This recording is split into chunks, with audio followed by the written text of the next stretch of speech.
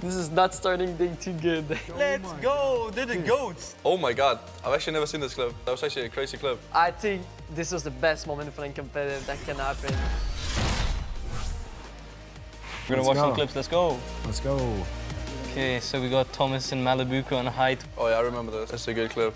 Let's see what they're gonna do. He's just fragging out. They have pulse rifle. Mine is the pulse rifle.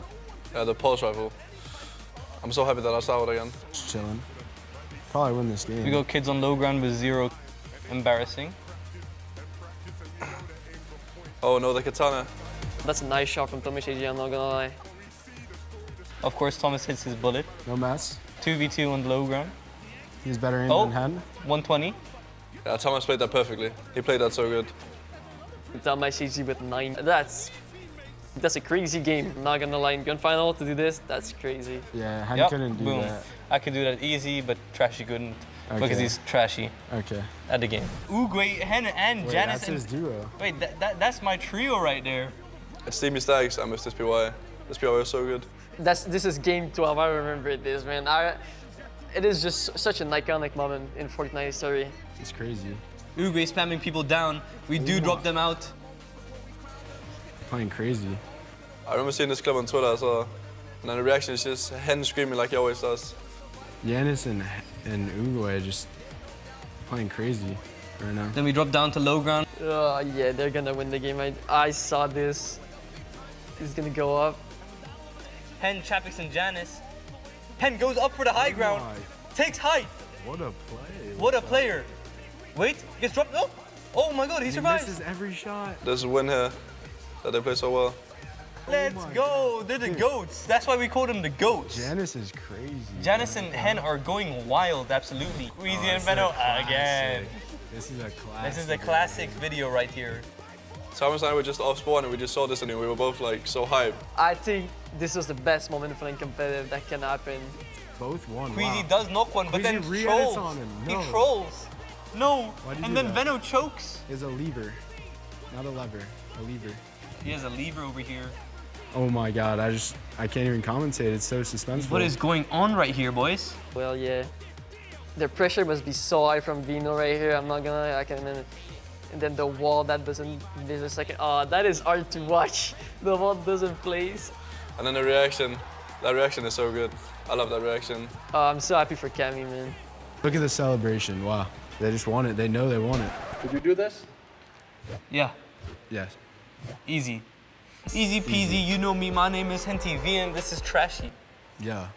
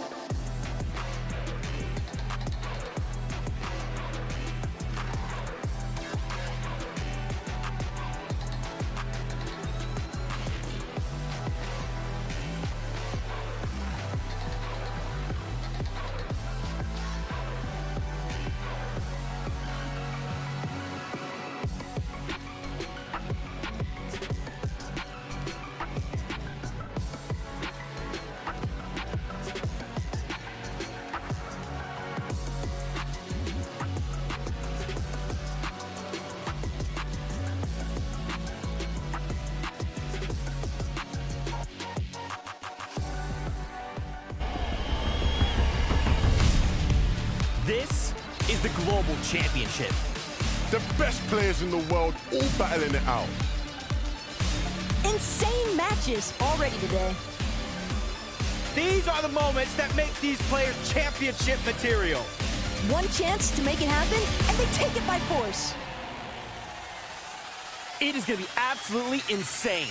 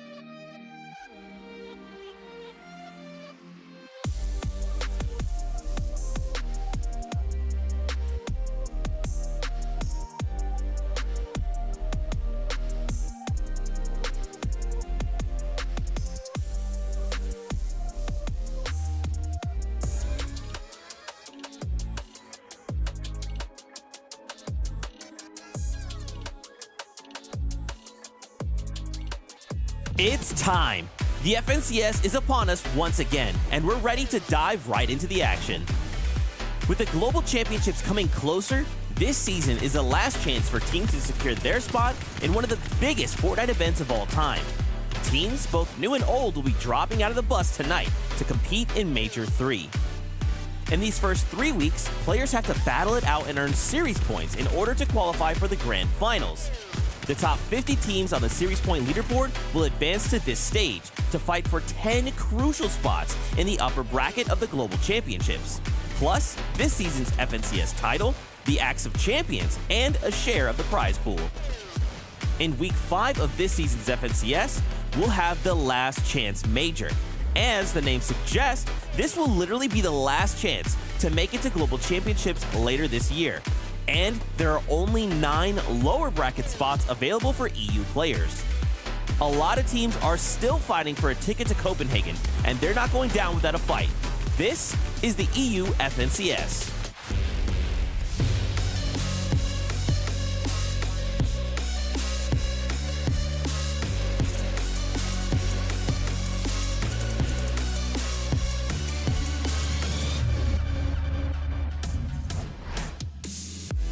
What's going on, Fortnite fam? Welcome to the FNCS. That's right, here we are. Global Championships are on the horizon, but listen, there's still seats on that battle bus that need to get filled out. Now, of course, you know what that means. Major 3 happens, we have more seats to fill, more players to try and earn their spot to Globals. Now, before we get into everything, in case you didn't know, you guys should check out Legends Landing. It's a great place to watch Fortnite. Right here, if you want to play Fortnite and watch Fortnite at the same time, hop in. There's 1v1 and 2v2 box fights, 1v1 build fights, the Hall of Legends, and of course, a display case for the Axe of Champions and so much more. Make sure you guys stop on by. You won't be disappointed. Legends Landing. Check it out in-game. Now, of course, we have to turn attention back here to the FNCS, so I need help with some of my friends. None other than your analyst will be hanging out with us today. It is Mini Miner and, of course, Vivid, who will be calling all the shots here. How are you guys feeling? Welcome to the broadcast. Feeling great. I mean, first and foremost, Zeke, what's up, man? Mini, how you doing? It's awesome to be back with the Fortnite fam. Of course, there's a lot on the line during Major number 3 here. 10 spots still available for that Global Championship. These 3 weeks are going to matter so much, Mini. Yeah, they really are. And this is only the beginning. I'm super excited to get right into it. I mean, Major 3's here. This is what, the penultimate chance to qualify to Global Championships. So keeping that on the back of the mind right now, just making sure that people are aware. And I'm excited to see who can get the best start today. Yeah, there's a number of things we would like to cover. So let's just get right into it. Brand new season of Fortnite, season number 3. And a whole new loot pool. We got the MK Alpha in the hands. And Vivid, I feel like this is probably going to be the rifle of choice, right? Yeah, a little bit of an adaptation required out of the pro players here, right? Losing the ability to use that red-eye assault rifle, but we still do have that red dot on the Alpha, so it's going to make those long-range shots very easy to hit for some of our professional aimers. Yeah, definitely. Now, thinking about that short-range aim is all about the shotguns. We have 4 in the current loot pool. I think a lot of the players will be prioritizing that Havoc pump shotgun, as you see on the screen right now. That is really the one of choice. But, of course, there's plenty of different varieties depending on your playstyle. Yeah, and of course, we are talking about the loophole, and if we search through it, there are not many options. In fact, there are really none for movement, which is why these slap splashes are going to be a huge part of the strategy for a lot of these professional players. Of course, giving that infinite amount of tactical sprint for a short duration is going to play a big part of some of these rotations. That's the takeaway, right? The key is there is no mobility here in the season, but we have to get into the nitty-gritty of the details, right? Mini Miner, there is mud in game, and I think like that paired up with a couple of little things will actually give you that mobility players are looking for. Yeah, a little bit of mud inside of the game. This is something that we're not really used to seeing before. This is the first time we've seen mud inside of the game, and I like the mud. Of course, you can use it to rotate through the mid-game, as we can see right now, using that slide and increasing the speed, and you can even combine it with some augments just to make that a little bit quicker. Yeah, soaring sprints, how it makes that mud when you slide and jump with it. You just go so far with it. Of course, you are going to have to go over towards the new biome, a lot of those new POIs to make sure that you can get covered in some of that mud. And I'm going to be looking for some of the cool strategies that some of these players pull out with the mud. Of course, Mud Warrior, also, you know, being able to put you up to 150 HP. So it's a great augment. Yeah, and of course, there's maybe like a couple little things around the map itself that can still help with traversal, right, Minnie?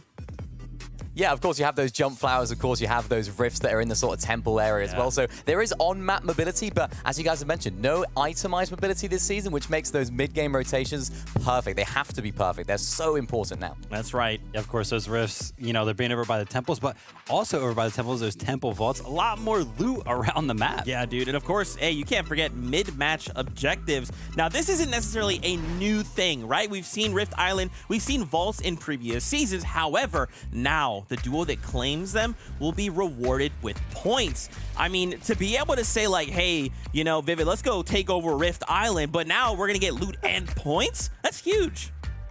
I mean, it's crazy, right? It just incentivizes these players to go for these battles just a little bit more. Of course, the loot, it's always looking phenomenal, but you can't really just let a team get all of these points for free, can you, Minnie? I mean, you'd expect not, but of course you do get points now for getting these Rift Islands as well. 15 to be exact, every single time you claim one. Of course, one per match, one team is going to be able to claim that extra 15 points. And not only just the loot you get from it, those points are going to be so vital. And maybe we'll see some of our teams maybe mixing up their strategies, particularly if you're a little bit lower down on the leaderboard. You think, why not go up for the island? Why not go for those extra points? And of course, that extra loot. And even the vaults, they get you 3 extra points as well. So it's not just about getting the loot, it's also now a points benefit as well. Do you feel like these points are enough? They're juicy enough that they're going to make other duos kind of consider, if I wasn't previously trying to contest one of these 2 mid-match objectives, I might want to do that now. Yeah, I think it'll incentivize a lot of players. You know, often we see some players kind of base up under Rift Island, and instead of just sitting down there based up, right, maybe they'll actually decide to go up and take that fight instead of letting that free capture come in. Yeah, I mean, the points are what, a quarter of a victory royale, just under 15 points for that Rift Island. That's going to be huge for some of our teams, and particularly the more aggressive ones. If they're going up for it anyway, you might as well just get the points. You might as well, right? Well, guess what, gentlemen? We have an interview lined up. It is none other than Archie himself. We'll be watching him compete today, but why not get into the very mind of the player and hear from him? Archie, what is going on, my man? How are you feeling? Great, mate. I'm on, yeah? You can see me? Yes. Can you? Yes. Yeah, you can see me. Yeah. You look fantastic. Can't wait. Oh, thank you, mate. Yeah, I've got my Tundra t-shirt on. Shout out Tundra, mate, the old org. Yeah, can't wait. That's awesome. Hey, so what have you guys done to prepare for today? Major number 3, one of the last few chances to make it to Globals. What have you guys done to prepare? Well, I don't know if you know, but I actually had to pay £500 to get a duo. I've been in Spain for 2 weeks having fun. Come back a bit late, wasn't prepared for FNCS. I've actually bought a duo. So basically, I didn't have a duo an hour before, 500 quid, and somehow I made it to finals. So we haven't had much preparation, to be honest. So not a lot of preparation goes into it. Yeah, you had to buy him, but you did get the opportunity to play with him in semifinals, and of course, those open rounds. How you feeling so far? Great. I mean, I'm not really under any pressure. I didn't actually expect to make it this far. We've had to change drop spot just so I didn't, contest my org mate off spawn, like the Seti's in my org as well, Tundra. So yeah, we had to change to the other side of the map. But I mean, look, I'm excited. I can't wait.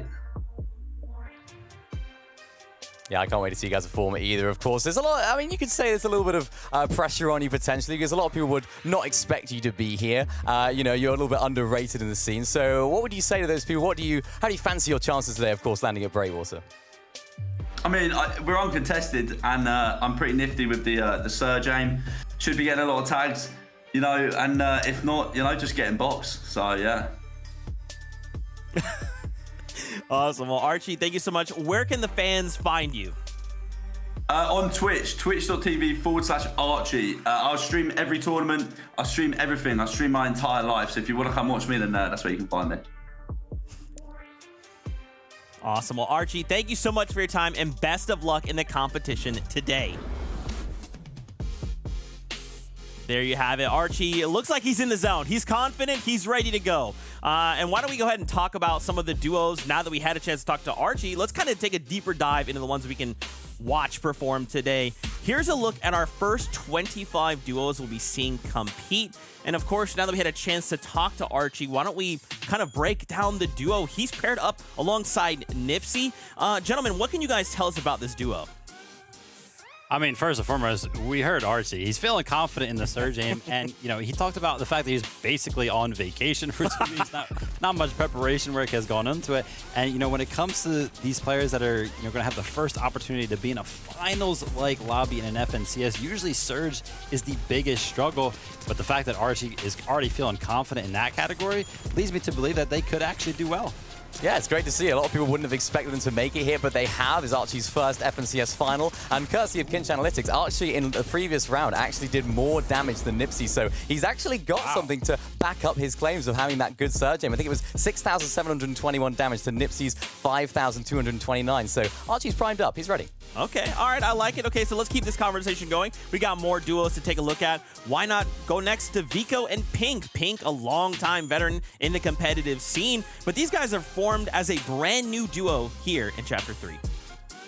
Yeah, a lot of eyes on them this season, right? Like Zeke mentioned, a brand new duo that has formed, and Vico has been around in the scene for a very long time, and he has the mechanics that a lot of people aspire to have, and he did just recently win an in-person solo event, so he's got that championship mentality, but he's looking to find his stride in an FNCS, and will Pink be the one to like elevate those aspirations? I hope so, and I think so, because I think Pink is a perfect fit for Vico as a duo partner. Pink is very vocal. He's almost quite strict as an IGL in terms of his teammate, his fragger, in how he wants him to play. And Vico does have these tendencies to make these harsh and rash plays and rash decisions, so hopefully Pink can keep him from doing that today. Okay, all right, so now that we've seen the first 25, let's flip on over and take a look at the next 25 duos we'll be seeing compete. Now, we just came from Vico and Pink. Now, remember, this being a new duo means Nebs, Pink's old partner, has had to find another duo mate, and he's actually paired up with Hellfire. Now, I'm sure you've heard of Hellfire and Refsguard. Well, guess what? This is also a brand new duo.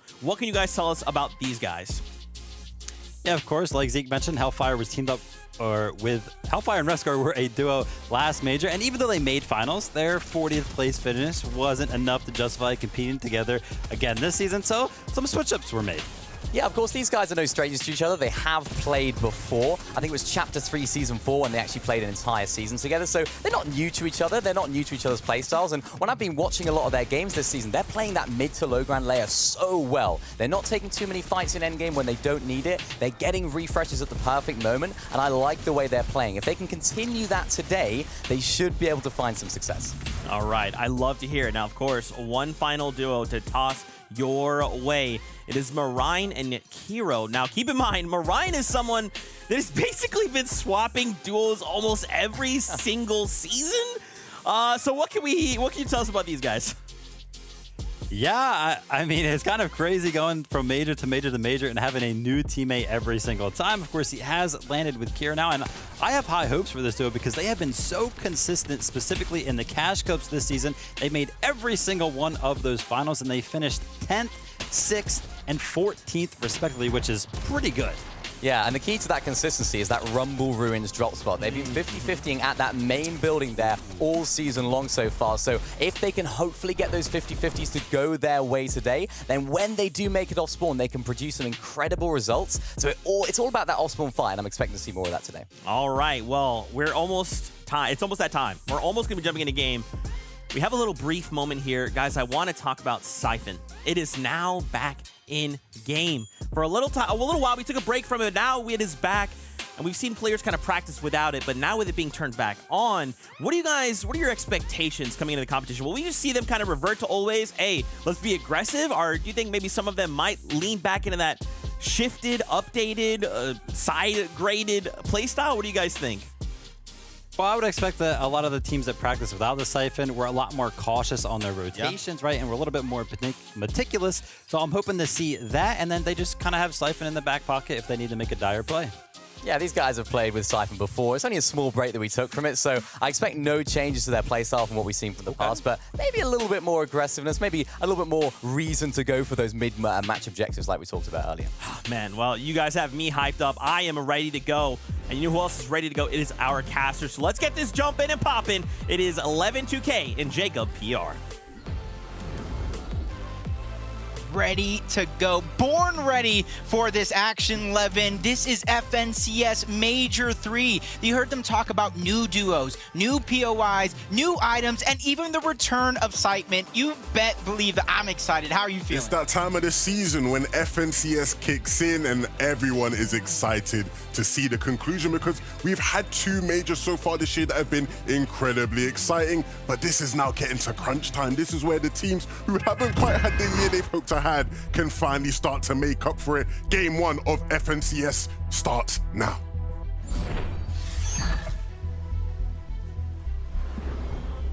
the moment you have all been waiting for since FNCS Major 2. The time is now, and you see the bus path from east to west on the southern portion of the map. So if you look at that pregame interview, Archie and Nipsey, they're going to have a long journey from Breakwater Bay if they do not pull the zone. But Merstash and Tayson not changing up their drop spot this season just yet. So it's going to be a little bit uncontested, but a split drop. Of course, this is one of the biggest changes across the map we're seeing. The reigning champions of EU, the best team in the world, some people would argue. Vino and Queasy switching up their spot, and they are being punished for it here in game one. Vino getting taken down by Skydune, Queasy nowhere to be found. And we're seeing a massive switch up that the analyst didn't quite hit on because, again, it was so last minute, just before the competition started. Vino and Queasy announced that they're landing over at that Spire Tower, moving away from Kenjutsu Crossing. And here in game one, it's not started off well. Yeah, I don't think anybody would have expected something like that to start off our FNCS. And you said it yourself, the blades aren't there, so they go somewhere else. But from one fight to the next, Chari and Garrett just keep things rolling. And that's the thing for a lot of these teams. This is game number one. You kind of want to feel each other out, but you want to start with momentum. You want to start with so much pressure that you're able to put on some of these other teams. And that's why you're seeing a lot of these early game skirmishes going out. User, Cheapo, they're trying to keep the ball rolling. A quick wall to deny entry from Dion, and this is where he's going to get that piece control underneath the zone. Two different angles, and there goes two different shots to take down Dion. That is beautiful from User right there. You saw just keeping his composure in box, making sure to take control. Diox was focused on Cheapo as well, and so came in from the perfect angle to capitalize there, and a nice beginning to the game for this duo.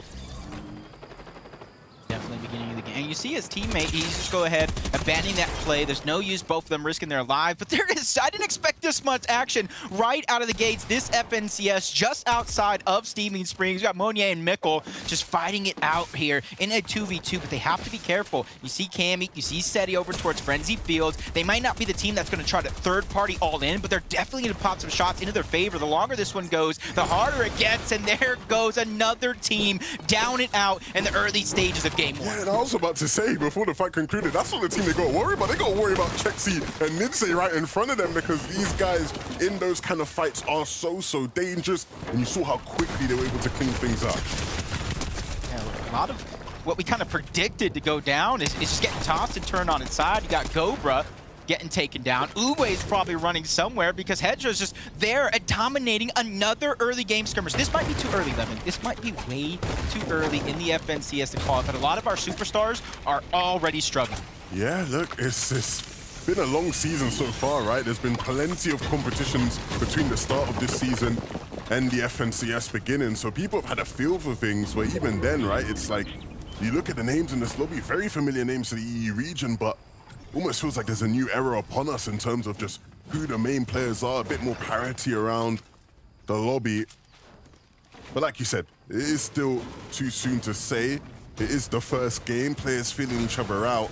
And I think, as we've seen in every other FNCS season ever, things develop over the course of the season. Teams who may not look like the best teams right now can start to heat up as the season continues. So we'll keep track of things. A team that has been good sort of throughout the whole season so far, Seti and Cammy, both players been in top form. Cammy especially has been on top of his game, of course, just coming from winning the game as 8 LAN, right? So I'm sure his confidence will be on top of the world, on top of the moon, wherever you want to be. On top of everyone is the point.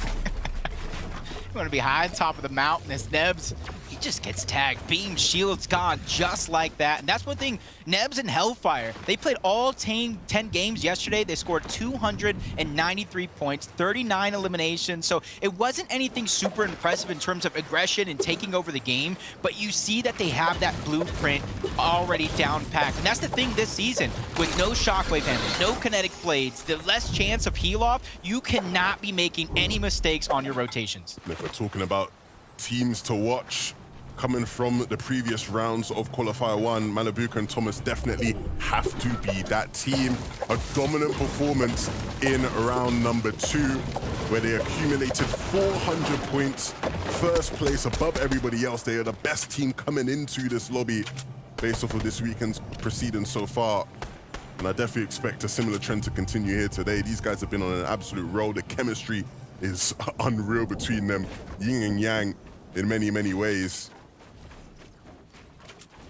Kind of toss in that they have their global championship spot already secured. So this season is more for practice, building that chemistry, and then possibly just making sure nobody is going to be able to land at that racetrack. Pink and Vico, they do not have their qualification spot. So this season, particularly these first 3 weeks, are going to be so impactful for not only them, but every other team. There's been a huge change up in the format. Surge Week is out, so top 50 teams on those series points leaderboards go directly to the FNCS Major 3 Grand Final. So there's no time for slip-ups in any of these weeks. Yeah, you really got to make every single week count, right? It's not like previous majors where you've had a chance to have a surprise performance, but you do so well that you push yourself into a qualifying spot. No, consistency across the 3 qualifiers is so important. Cannot be understated one bit. And so if some of your favorite teams and some of your favorite players are missing from this round, you might want to start worrying, right? If you're not seeing them in this lobby, because they're going to have quite the task in the next couple of qualifiers to try and catch up to what all these teams are going to be setting here today. Liking this team here, Blotchon Mixon. Increasingly getting better almost seemingly every time I do get to watch them. Mixon is now a part of that Become Legend squad. They already have the FNCS Invitational Championship underneath their belt as an organization, and Mixon's just trying to add to that. He's just trying to build on top of all those accolades. And to get to this point, they did it in a few games. The fewest games in the top 10, actually. They did it in only 6. They did it 28 eliminations, and every single game they played yesterday out of those 6 were all top 10 performances. Yeah, you mentioned obviously joining Become Legends now. Become Legends returning to Fortnite, a legendary org in that sense. Mixon being a Polish player, he knows the pressure that comes with that. Big shoes to fill, right? When you're walking in the footsteps of Kami and Seti, the Polish goats, it's going to be very, very hard, but it's pressure that I hope he can live up to. Maybe write his own destiny, write his own path within that organization. I feel like this could be the season for a lot of these teams. Yeah, for sure. I think when you look at this side of the map in particular, this is going to be very interesting, Jacob, because with Queasy and Venno leaving, a power vacuum, you know, is opened up now, right? Who's going to dominate this Kenjutsu crossing area? It's not as strong of a POI as it once was last season, which is why Queasy and Venno have decided to leave it, but still a very key area of the map to watch out for. Hero and Ryan showing the new jungle vaults and the rifts in action, and typically right before second sode, third one opens, that's when the cash begins to appear for a lot of these teams, and that's a strategy a lot of them will try to do if they think it is free. They go ahead and use that rift, they spot out their cash, and they immediately beeline it. And instead, they find Pink and his duo Vico just struggling a little bit under pressure from different angles, and they're just trying to add to that same pressure. It almost seems like they're going for their own cash as Ryan finds the one that they went out looking for in the first place. Yeah, it's going to be nice. Good start to the game for Kira and Mariah. You look to see them jump right back into another fight. And I say good start, but Kira gets caught out. It's Pink and Beacon in the midst of this fight. There's some other eyes on it as well. And Pink needs to be careful. He's caught in a box that isn't really one he has control of. And a large amount of damage there. Vico's down, as we saw. So it's going to be up to Mariah and Pink now to scrap it out for the remainder. Pink trying to focus on healing up in the meantime. And look who it is. Anytime there's a fight in this frenzy fields area, you can guarantee Seti and Kami are going to be somewhere lurking. Is this going to be a third-party situation for them, or are they going to let the fight play out? Right now, it looks like they'll let it play out. Mariah and Pink now going at it head-to-head again. Yeah, I like that from Seti and Kami, though. They got their early surge, they got one of those refreshes, and they go ahead and just trying to get a power position on the map. You might see them build a skyscraper for Storm Surge later in the game, and they have eyes on this. You still see them in the minimap, so no matter where Marine goes, no matter where Pink goes, there is going to be struggle if they're looking to get that reboot up, because they're also in the center of the zone right now, which is continuously pulling towards the south, so they both have their work cut out for them. They're looking to try to get their teammates back into the game, but regardless, even if they're looking to play play solos as Pink, he is not done with this fight just yet. Quickly knocks onto the door, but disengages. Bets against it because he knows that cash was there to get his heels back up, but a huge shot from Ryan. He's not done with it either. Oh. Is he gonna have a choice, though? Definitely need that cash lead at the bottom. But it's all gone. He got beat to the punch. Maybe he can... Okay. Found some slurp juices. That's a miracle. But I mean, Pink's still next to you, so what really can you do in this situation? Yeah, and Pink knows he's low. He heard him get cracked. He heard the shields, and Pink's lost shields of his own. Oh, dearie me. Look how quickly things turn. Pink is now down and out. But it looks like the victor of that fight might be following him because Marion is now under the pressure of Mixon and Blaha, who very much understand the situation. They know there's a player who's just finished off the fight that they can jump on, and there's another team here as well. It's Diox and Cade. This is insane because Diox already went down. So this is a fresh rebooted teammate thanks to Cade getting him back to the game, and they're trying to make up for that lost time. You don't want to fall behind on that Storm Surge, even though it hasn't been a thing. Marion striking back. It's a first knock onto one, but unfortunately the numbers game is just too much, and Cade and Diox, from going down in the early games, they have definitely turned this ship around. Look, Marion doesn't go down without a fight. He is a fighter at his core. But sometimes you cannot handle who you're up against, and that was one of those times. Nebs and Hellfire here on our screens. I'm very excited to see how these guys do playing together again. You know, the analysts mentioned they have played with each other, they have experience with each other, but a bit understated because not only have they experienced playing with each other, the best seasons of these guys' careers came playing with each other. Right, there was once a time in EU where Nebs was considered one of the best players in the region, and it was a season where him and Hellfire were dominating, and they were so aggressive, and in every single fight you saw them taking, you expected them to win. If they can get back to that kind of form, it would be very, very beneficial for them. Here we have Robab and Axels on our screens, and they're looking very, very good. So we're going to bring in Taco. Taco, how are these guys in such a nice spot? Well, the big part of it, Levin, was just Robab Kebab getting full utilization out of this new jungle biome over by Shady Stilts. He was just taking over with the mud, making sure to get as many fast rotations, fast slides as possible, and even got an opportunity to open up one of the new temple vaults. And it was a bit of a risky decision because, as you know, if you don't get the right side, they're going to wind up rifting. But since he was able to open up this temple vault, he's able to find a key inside. And that key, I think, is a big part of the reason why Robab Kebab and Axe Force look so nice right now, because he was able to get that upgrade over at the Hollow Chest, and they're looking set for game one. Thank you very much, Taco. That's a team that's really liking the new areas of the map. We're going to have Taco filling us in with updates all throughout the day. But right now, our boy Thomas HD in a bit of trouble. Up on the island, we expect to see them up here fighting for it. And right now, Malabuka not on the nice end of the fight. Thomas, though, trying to turn the tide. And he might just do that. Had Mappy caught under his stair, but couldn't quite connect as he was phasing through the ramps. And the fight will continue. Oh, so close, but a perfect wall placed from Thomas. And now we'll connect to a shot that really starts to put some pressure on Mappy. Will iDrop come in to save him in time? I can just imagine Mappy just going through all that struggle. I need help. There's one on me. I need help.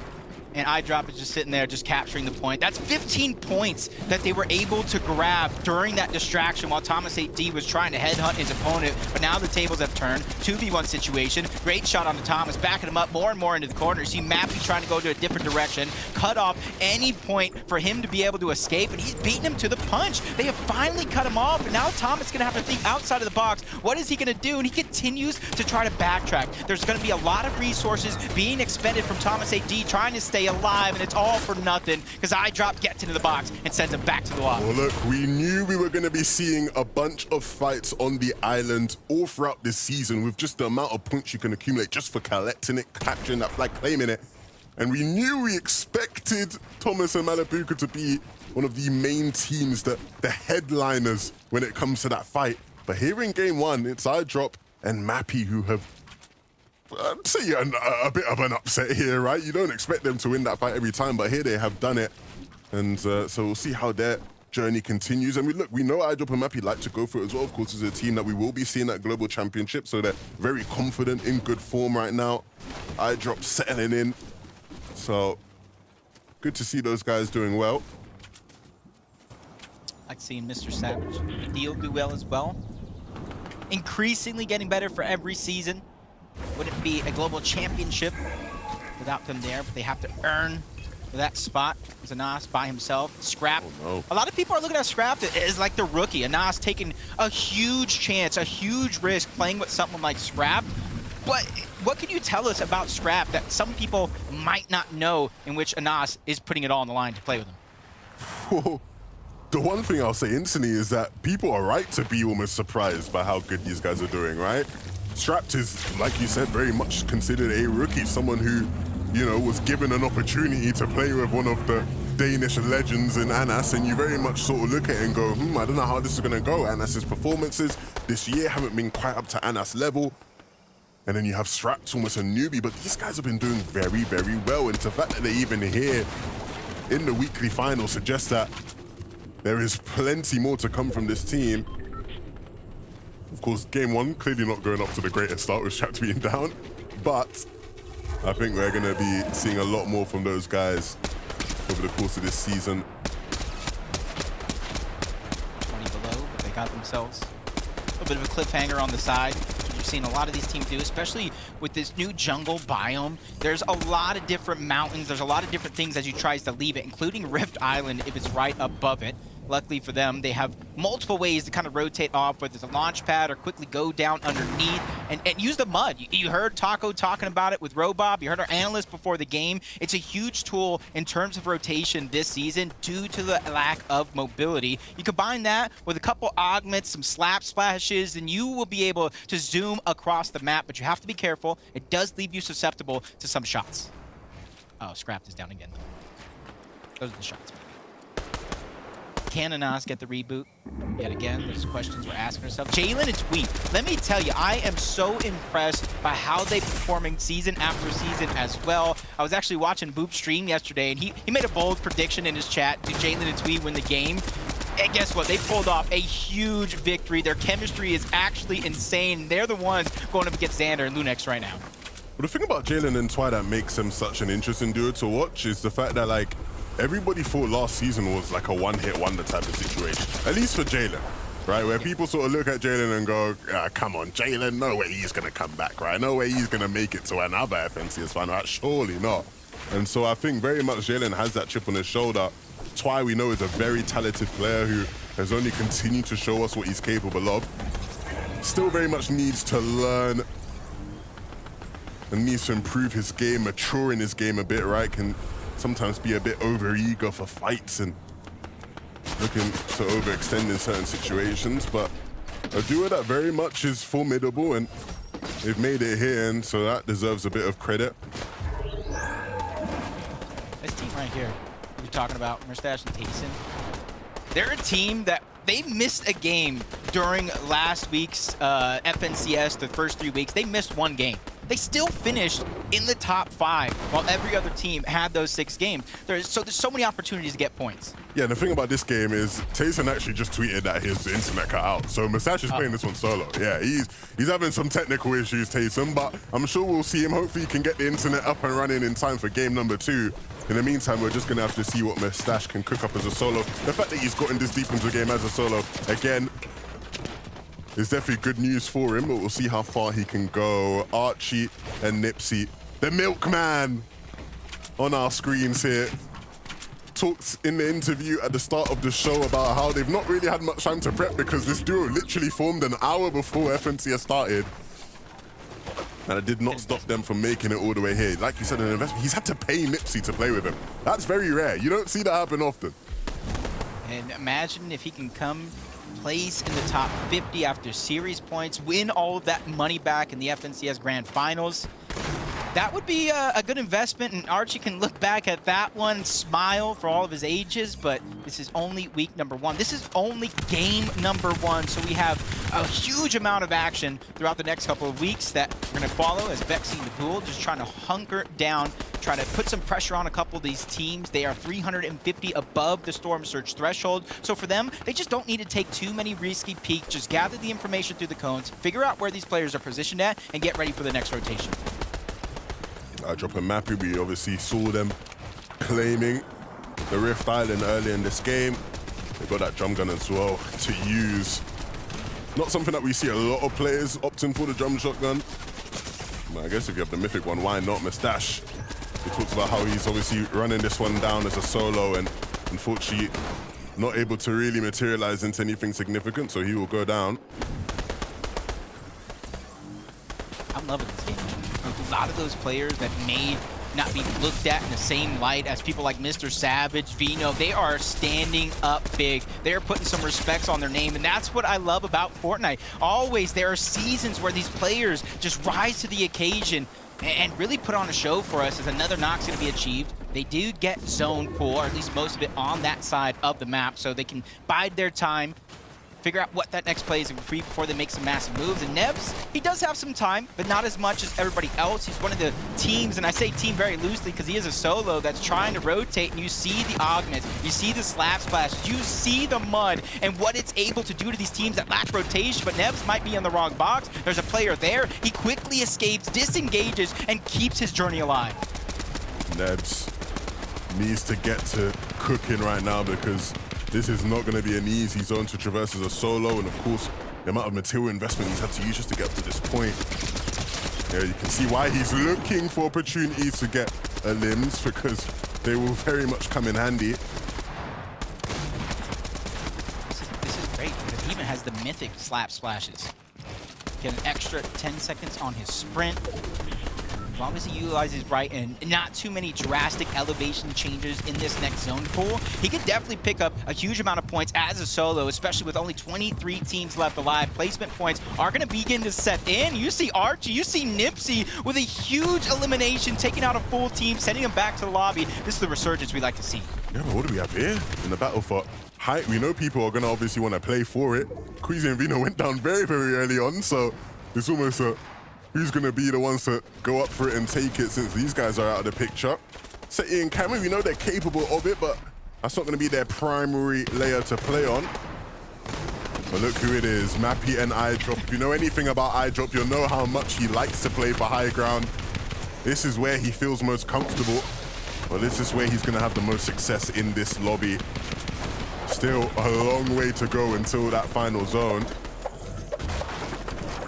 Getting flashbacks from fighting Rift Island. That could have easily been Malabuka and Thomas, so a huge victory for iDrop and Mappy, getting that 15 points and getting the position here as Robop just trying to go underneath everybody else, try to go unnoticed. He gets spotted out on the tail end, quickly boxes up Mr. Savage, Vidil. They have a much easier run. They're ahead of all the madness already, and you see the Big Bush Bomb and the Wild Wasp Jars. They're getting ready for some sort of a sneak attack or to dictate where somebody's allowed to rotate with the Wild Wasp. Yeah, and I think this is Savage has very much been showcasing just how much he's improved as a player of late. Always looking to be proactive and claiming ahead, getting those low ground layers free in front of everybody else, and doing that here in this game so far.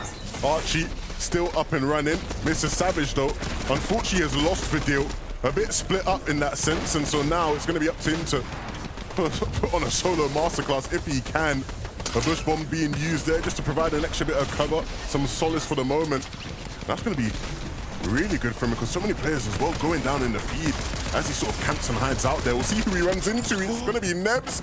But unfortunately for Nebs, he's not going to stand a chance, but he will deliver a lovely little flopper there for Mr. Savage to use now. Giving him some time to work with as he's in the outside of the zone. This is exactly what you don't want to do to a player like Mr. Savage. Give him time, give him information, give him so much flexibility to work with as he's trying to get into the zone. 5 HP and a dream finally goes down altogether, but the high ground is still under control from iDrop and Mappy. It's so late in the game right now, Levin. I don't know who's daring enough to take it away. I don't know who it's going to be. It might not be anyone at all, but I did see on low ground Cammy and Seti very much claiming a lot of space down there, and you can see running out of material, so now it's going to be up to them to make a play. They've made it so deep into the game, but they need something to keep them going just that bit longer. With layer change, they have the slap splashes, trying to keep themselves full HP deep inside of the zone. Top 8 teams, they're outlasting everybody else. These are huge points that they are picking up. On the low ground, though, Hootie and Tropex, they're doing a good job of staying away from all the madness. Archie is a solo. He has only one build left. He gets past them, but there's so many other players. He actually falls down. This is the bad situation for Archie. He's trying to make something of it, but he goes down. But he picked up so many points as a solo there. Really good from Archie, but the story goes on. Shakos with a big elim there and another one to add to the tally. On an absolute tear in this game so far, Shakos. 6 elims, 8 for the team in total, and opportunities for more. Tropex scurrying his way into zone, but not much space. Gonna have to start tanking. Shakos picks up eye drop. We saw eye drop and Mappy looking free up on height, but Shakos has ruined their party a bit. Eventually will fall. Storm Sickness, unfortunately, not in his favor. And so now it's going to be up to Mappy to just hold on, because Tropex had no journey into the safe zone. And a game that looks rocky just a bit towards the end still finishes with a victory for iDrop and Mappy. The team that claimed Rift Island ends up winning this game in game number 1. And what a big wake-up call for the entirety of the lobby. FNCS is here, and iDrop and Mappy. I feel like it all started when they made that daring play to go for Rift Island. Not only that, they took out Malabuka and Thomas. From there, I felt like it was smooth sailing. They had ammo, they had builds, they have everything that they needed, and a huge drop right here from iDrop to get a flank on a Cammy and Seti. That was a huge difference maker to take out only one of the duos that was left alive. Look, you say you feel like it all started on Rift Island. I feel like this all started last major when we saw these guys qualify for global championships, surprisingly to a lot of people. And ever since then, we've seen a different level of commitment from these two. iDrop in particular, someone I've looked at, and you know, we've seen the highs and lows of his career of late, but ever since last major, it seems like he is on top of the world and starting off major 3 in fine fashion. A really nice game for that duo. Yeah, a lovely game and a great amount of points, and it's very, very bad for everybody else in the lobby. Only the leaderboard will tell us who's in first and who is in last. Zeke and the gang is going to go ahead and break it all down. Thank you guys so much. A fantastic game. And Levin used a word there. Commitment. I love that iDrop and Mappy, they have that level of commitment, right? A lot of duos would come into major number 3 and think, this is it. We have to put everything on the line if we want to go to globals. To them, this is that moment. This is globals, right? They're treating it like that. They are showing us what they are capable of. And right now, Vivid, it's looking really, really good. Oh, it's looking a little bit more than just really good. I mean, they pretty much got everything that you could really ask for in this tournament specifically. I mean, going for Rift Island, check. Getting high ground, check. Getting the Victory Royale, check. Like, what else could you really want out of an FNCS tournament lobby? What I love about this duo is, of course, they've landed in Anvil Square previously. That was their home. Their home is no longer on the map, but they're still claiming the same area of the map, just around Rumble Ruins here. So they're like, this is our drop spot. We are claiming it. And, of course, that end zone benefited them so much. They were able to save a lot of those heals, save a lot of those materials on the rotates they didn't have to make, and that's why they were able to claim high ground so early on and just dominate it throughout. And this is just perfect for them. Yeah, and you know, this end zone landing so close to where they actually land also gave them the ability to save the slap splashes, right? We talked about how they were going to be a pivotal part for a lot of these duos to actually make some of these rotations. Well, when you don't really have to rotate that far away from your drop spot, you don't have to use them, right? So they had them for the late game, which played a big part of their success. And look at that there, using that mythic drum shotgun. He actually ran out of ammo here. You see the running out of that medium bullets. He had to use that mythic to drop down, and he did a very, very good job, iDrop right there, trying to clean out the rest of the lobby as much as he could while Mappy stayed up above. They didn't actually have any heals for the heal off, so it wouldn't have gone down to that because they would have gone down, but fantastic job from this team to have almost, you could argue, the perfect start and the perfect game going into this tournament. And then just like utilizing those resources, right? Kind of like to Vivid's point, them just kind of being in that situation where they go, hey, we don't have to rotate. We don't have to do this. Rift Island's right here. Yo, let's just run it down. Let's go. We have this. That's exactly the start we want to see here in the competition. Now, let's kind of turn our attention to the standings. I want to see how things are shaping up after game number 1. So obviously, after the Victory Royale, paired up with the 5 eliminations, eye drop, Mappy will be sitting at the top. Now, 90 points is a fantastic starting place. And of course, that Rift Island, just once again, those little things kind of chaining together the Victory Royale eliminations, and now these mid-match objectives, Vivid. I mean, we could see these guys skyrocket if they continue to do this. Yeah, huge out of them, so we're going to have to pay attention to who's actually able to claim Rift Island throughout the day. But a team that we saw actually play out into the Storm, who also is very, very close in drop spot-wise to where that zone ended, it's going to be Cammy and Seti. I mean, we saw them hanging out in the Storm. They were throwing splashes like crazy to stay alive and make that play. Yeah, we saw them going into this end game with 3 eliminations, and we were saying in the back, we were like, this is quite uncommon for them to get these eliminations this early on, particularly when the end zone is so close to their drop spot. But I think they just ran out of materials. They've been very, very good recently, as of late, at getting those end game refreshes, being a little bit more aggressive. And you can see right there, it didn't quite work out. They both had 0 materials, and that's where they needed some of those end game refreshes to come in, because they didn't get any. It feels like a lot of these duos, right, feeling that pressure of now Siphon being back in, no mobility. How do we make these micro adjustments, right? And it seems like impacts are what we're going to need more of if we want to get those refreshes going. Now, heading on down to second place, Skydune and Shakeoz. Remember, they got landed on by Queasy and Veno, who last minute, by the way, decided, Genjutsu Crossing? Nah, we're good. We're just going to go ahead and go over the Secluded Spire. And yet, they still come out here in second place after game 1.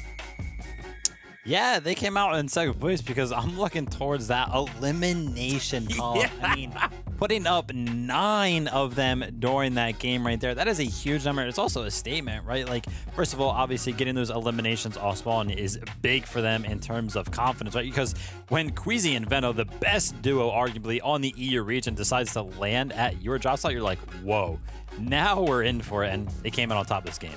Yeah, definitely. When you are 50-50 off spawn like that, you need to make the most of the games that you are making it off spawn. Of course, Nebs and Hellfire not quite having as good of a game as we've seen from them in the past, but high eliminations from this team. They did a decent job there at 11th place. I'm excited to see if they can continue that, because they're one of the duos that I expect to see a little bit more consistently throughout the day. And as you can see them right here, I mean, the rotation's going to be so good out of Nebs here when he's, unfortunately left in a solo situation. So usually, when we look towards these next couple of games, we're going to have to make sure that we see both of them alive so that way they can get a solid game in. But shout out to Nebs for putting up a huge solo performance in order to keep them in the running. And a lot of these eliminations just coming from Nebs himself, putting up big numbers for this duo. It's going to keep them alive in the competition throughout the day. Yeah, they're doing fantastic. They're always getting that cash in the mid-map. They're always making sure they can get the best loot possible. And it is quite uncharacteristic to see one of them alive. They're usually both together, hip to hip, fighting it out on that low ground layer. So hopefully they'll be able to get back to their winning ways later on. Yeah, and I mean, if they're both alive, this is a little bit of a different game, right? Overall, how are you guys feeling after game number 1? I feel like it's kind of what I expected, but I feel like there's kind of more to come, but I'm not exactly sure what it is I'm missing. What do you think, Vivid? Well, there's 2 things that I was happy to see. I was happy to see pop-off plays kind of happen on the back foot of, Siphon being re-enabled. Let's not forget a little bit of an adjustment period for these professional players to kind of get used to. And then the second thing was, hey, listen, Archie, after game number 1 on the leaderboard, is top 10. So that's, you know what I mean? And he was a live solo clutching it up. So I'm excited to see that. Maybe a vacation in Spain is what we all need. Yeah, maybe so. They had 4 eliminations going to the end game. They're playing so good, and let's see if they can keep that ball rolling. Well, a lot of duos have to do the same thing, but it's that time. Game 2 is ready, so 11, Jacob, on back over to you guys. So ready for game number 2, 11. Game number 1 was absolutely amazing. You're seeing the effects of the lack of mobility. You're seeing what happens when teams go for too much early on in the game. There's one thing I really want to note on is if you take note of that capture point, even with the vaults, right now it is a 17-point lead. You take any of those objectives away, it is a 5-point game after 1. So it shows the impact of those bonus points. Yeah, for sure. We knew it was going to be super important. It's why we're going to see it be so heavily contested throughout the day.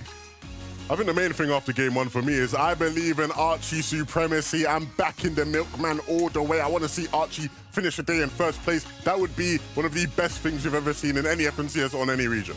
I feel like that is what everybody right now is rooting for. Can he continue that pace? We'll find out now, because game 2 starts right now.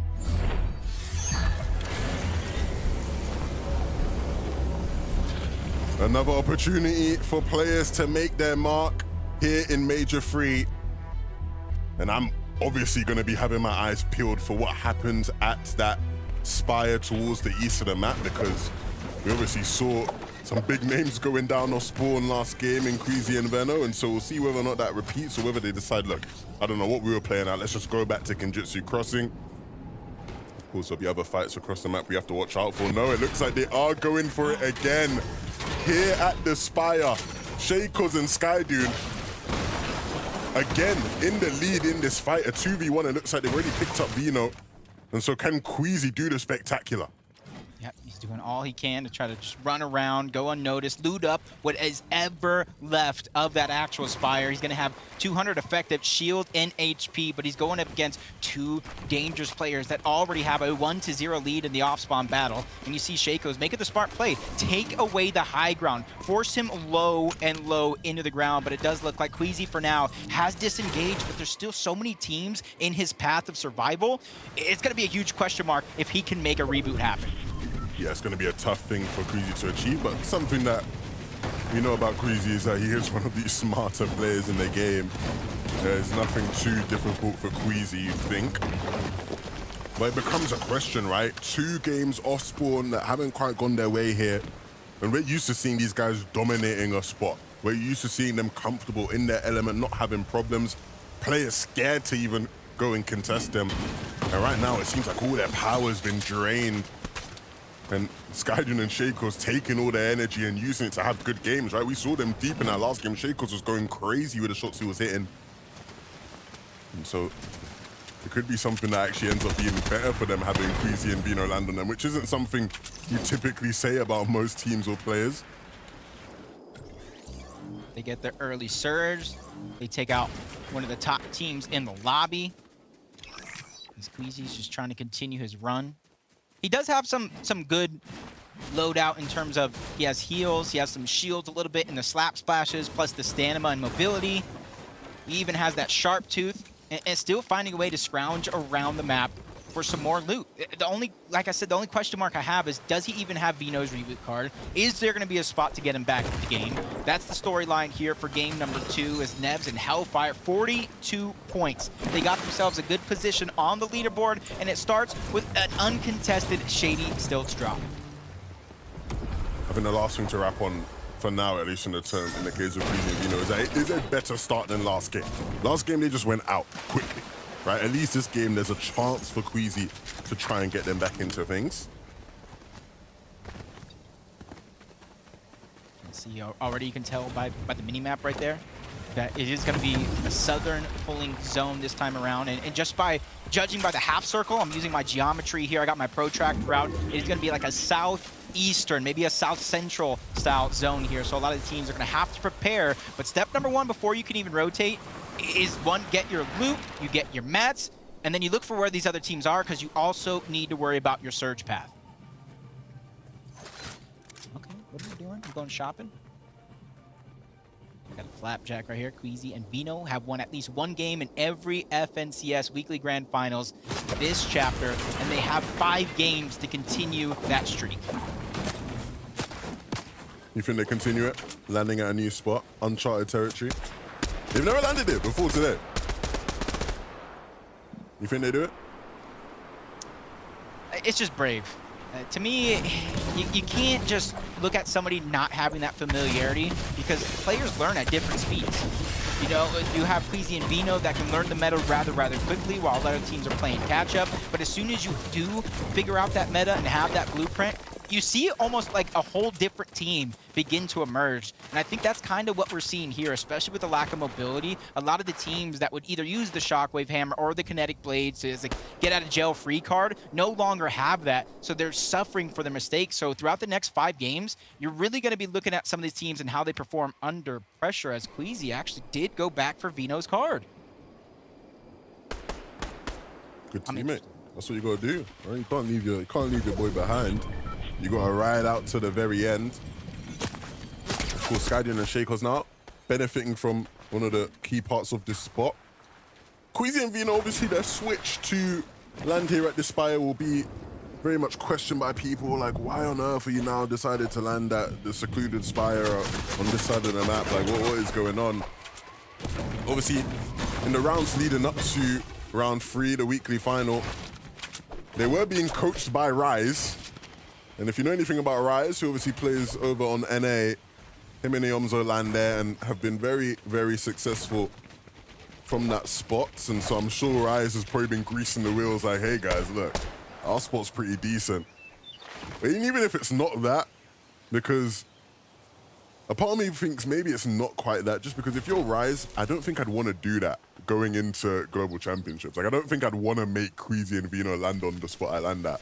And so maybe they've just seen it be so effective for Rise and Iomzo in the past and said, hey, sorry guys, I know we're mates, but we're gonna have to take that from you.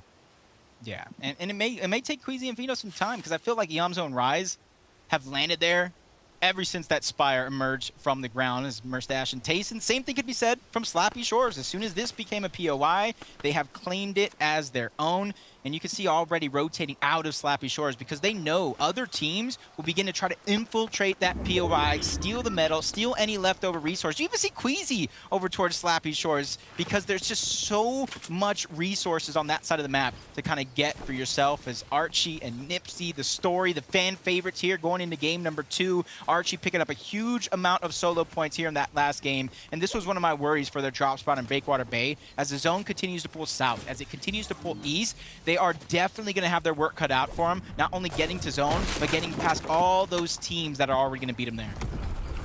I mentioned in game 1, right, that there have been a bunch of events from the beginning of the season to now FNCS. One of those events we saw, right, was Red Bull Contested, where Archie attended, and in a solo land filled with 100 of the biggest and best names in all of Fortnite. The person with the most crowd cheers, the person that had the fans going the craziest was Archie. And if anything, that just goes to show you how beloved this guy is in the community. And it's the reason why, Jacob, you're saying, like, he's genuinely the fan favorite right now. Like, people just want to see Archie do well. I think the only person that could maybe rival him in that sense would probably be like Mr. Savage or something, you know, some superstar. I feel like after everything that you said, what makes it the most true is how much of a smile you had on your face while saying that. You made me freaking feel that on the inside, deep down. And it's going to be really interesting to see if the pressure of the game is going to get to Archie, because he is doing something that a lot of people wouldn't give him credit for. But if you watch Archie, you know he has always had the potential. And I think the same could be said for a lot of these newcomers coming to the game that are pairing with that experienced IGL. And I'm speaking of Scrapped here. No matter how anybody looks at him from his history, from his accolades, he is here for a reason. He is playing with one of the best for a reason, and he just needs a chance to prove himself. Okay, you're talking about Strapped here, not Archie, right? Both. I think it could be said for both. Whoa. So, okay, let's go. I love Archie, but let's stop talking about Archie like it's the second coming of Tayson here, mate. Like, it's still the milkman here, right? We're still staying on brand. We ain't forgetting the roots right now, okay? Outside of the zone here, you see again, once again, it's pulling south. It is pulling towards the east side of the map. DKS box to box with somebody else. 1v1 situation. That's Rolls on the other side. Has to be careful. Doesn't want to end up in enemy territory. Clownski's there. Right with him, hip to hip. That's going to be the secret for a lot of these fights, especially with a third party rolling in. And you see they haven't dropped down to that layer just yet. They don't want to become the focus. They want to let all that damage go to DKS as they put pressure from another angle. And you're seeing it right before our very eyes. From the bottom ground pressure from Clownski and Rose, from the third party from the outside. It's going to be huge for them to try to get this elimination before it goes to somebody else. We have a stalemate here between these two teams as they continue to try to find a solution. DKS just trying to hold them off as long as possible, but once they decide to strike, it's going to be vicious, and he's not really going to be able to deal with it. It's so tough when you have two hungry players coming at you like a battering ram, and the potential for third parties to take shots and pressure you as well is so brutal, and eventually he will fall at the wayside. Grolls and Clown will pick up that pair of limbs and go about their day. You know, they made that one last a little bit. Almost unscathed throughout it all as Mappy and I dropped Victory Royale in game number 1. You kind of saw them take over that Rift Island, going up against Malibuca and Thomas. But what about the rest of their game plan? So I'm going to go ahead and throw it over to Taco so she can let us know how they're faring up until this point. Well, Jacob, I'm glad that you mentioned Rift Island for iDrop and Mappy, because Mappy, so far, I think ensuring that this duo is going to be in an ideal position for if they do try to look for another Rift Island rotate. By solidifying these early Storm Surge tags, you can see the pinpoint accuracy that he's really able to acquire as well with this MK Assault Rifle, just adamant at making sure that they've got their damage numbers high, because, again, if they do look for that Rift Island rotate, they'll be able to positionally focus on it entirely. Thank you so much, Taco, for the breakdown, seeing how they're getting their surge and what they're potentially planning for into the future. And exactly what she said, they're getting that Storm Surge underneath of their belt because they know if they're going to not only go up for Rift Island and potentially fight for it, that's going to be a lot of time. A team like them will not be able to just get straight damage because of the amount of box fighting that does go on up there. So they want to prepare themselves for a potential chance at that Rift Island. Can you imagine if they once again get that 15 points? It's going to boost them up the leaderboard even more. Yeah, it's going to be mental for their momentum as well. Oh dear, Mustachka, no, I didn't feed there. Don't want to see that. At the hands of the Dion nonetheless, that's an interesting one. Titan and Tropex spaced up themselves. Looking to capitalize on players rotating in and around this mega area, and you can see the Rift Island very much announcing itself to the lobby there. Always makes such a big entrance, doesn't it? And look who it is trying to claim it. It's Pink and Vico right now. And very much uncontested. Nobody really here to do anything about it. Yeah, so many teams on the outside. They can use the zip lines to try to get up. They can use the rifts to try to get up. But they've already built themselves a base at the top of Rift Island. I do think it is going to go over to them, and that's going to give them some much-needed points for their game, and it's going to give them confidence as well. And you don't want to see a team with Pink and Vico with confidence and flexibility to take over a game. There goes some crucial tags for Storm Surge. I talked about the amount of time you spend on Rift Island. If nobody kind of points themselves out, it's going to be hard to go ahead and get any amount of damage. Yeah, 100%, and I want to see a confident Pink. A nice little knock there. Right, the Pink is a player who we're used to seeing getting top 10s in FNCS finals. Last season didn't even make it to the grand finals. We want to see better from him this season. I'm sure with Vico that will come. Nicely done there from Hellfire. I'm sure we're going to be following their story, right? That's the other half of that story, right? Where Pink obviously didn't make it to FNCS finals last season. Obviously he was playing with Nebs. That means Nebs didn't make it either. And so a chance at redemption for both those players here in Major number 3. And the last opportunity, or second to last opportunity, as my friend Mini Miner would say, to try and qualify for the Global Championships. You don't want to leave it until LCQ, last chance qualifiers, of course. Especially since there's so many spots up for grabs in this major. You want to grab one of those now. You want to sit on the sidelines, watch that last chance major. Take note at some of these teams. Grab your drop spot while you can. You don't want them to be the last teams to go on the lower side of the format as well from that last chance major. Esteno and Lushi, one of the skyscrapers on top of Mega City, has been claimed by them. And since the zone continues to pull towards the south, can pull towards the east, a lot of those teams that are positioned up there are going to be able to escape a lot of that roaming chaos that goes around the map from some of the teams either looking for a refresh, the Siphon that is now back into the game, especially a team like N-Star and Scram who are barely 5 below the threshold, bouncing above. Rolls and Klowski are the team on the other side, and they definitely have a little bit more to work with based off what we've seen early on in the game. Scram just patiently waiting and setting himself up here. You can see QB trying to take a different angle, and their patience is going to run thin as Surge starts to tick over towards them. A lot more urgency now. Good tag. Get him above the threshold. Notice that immediately it goes off altogether. Zenstar does go down while Boss Jar is going out to try to at least spot out where Scram is at, or at least move him all together. Delay his ability to heal in a situation like this, but once again, the zone has a drastic pull towards the south, so he may have survived now, but his work is not over just yet because you see Krols and Krowski, they're continuously going to look back. They don't want to let that free elimination go to anybody else. Yeah, and to be fair, as much as they've done well to ward off QB and Scram, you look at this zone and how they're going to have to start to move now. Very much just going to have to white line their way to zone. So they're not necessarily setting themselves up for the best sort of end to the game, just with how many players are going to be congested on that side. And yeah, just to enforce, so that if you didn't realize, our boys Pink and Vika were the ones that claimed that island. Oh, I thought we were about to see an absolute masterclass from Archie. Fortunately though, Nipsey is there to pick up the pieces, and so this duo's fight will go on. Oh dear, okay. Archie going down, Storm taking him out. If he can get out of this, it's not over. Rift Island is just outside the zone. They have good heals. If Nipsey can survive this, he has a chance. He has potential to bring Archie back. But it all comes down to these moments here. Kaizen and Astral, do they let him escape? Zone closing, so now it is going to move up to about a 2-tick. Still enough time for that reboot to be a possibility, as Kaizen and Astral are not going to waste any time in zone. They want to quickly go forward. They have that mythic MK Alpha, so they do have an opportunity, if they have some high ground, to terrorize anybody trying to get into the zone. Just like that. Oh man, that was Yeah, that is rough. 1 HP and a dream that is quickly turned into a nightmare.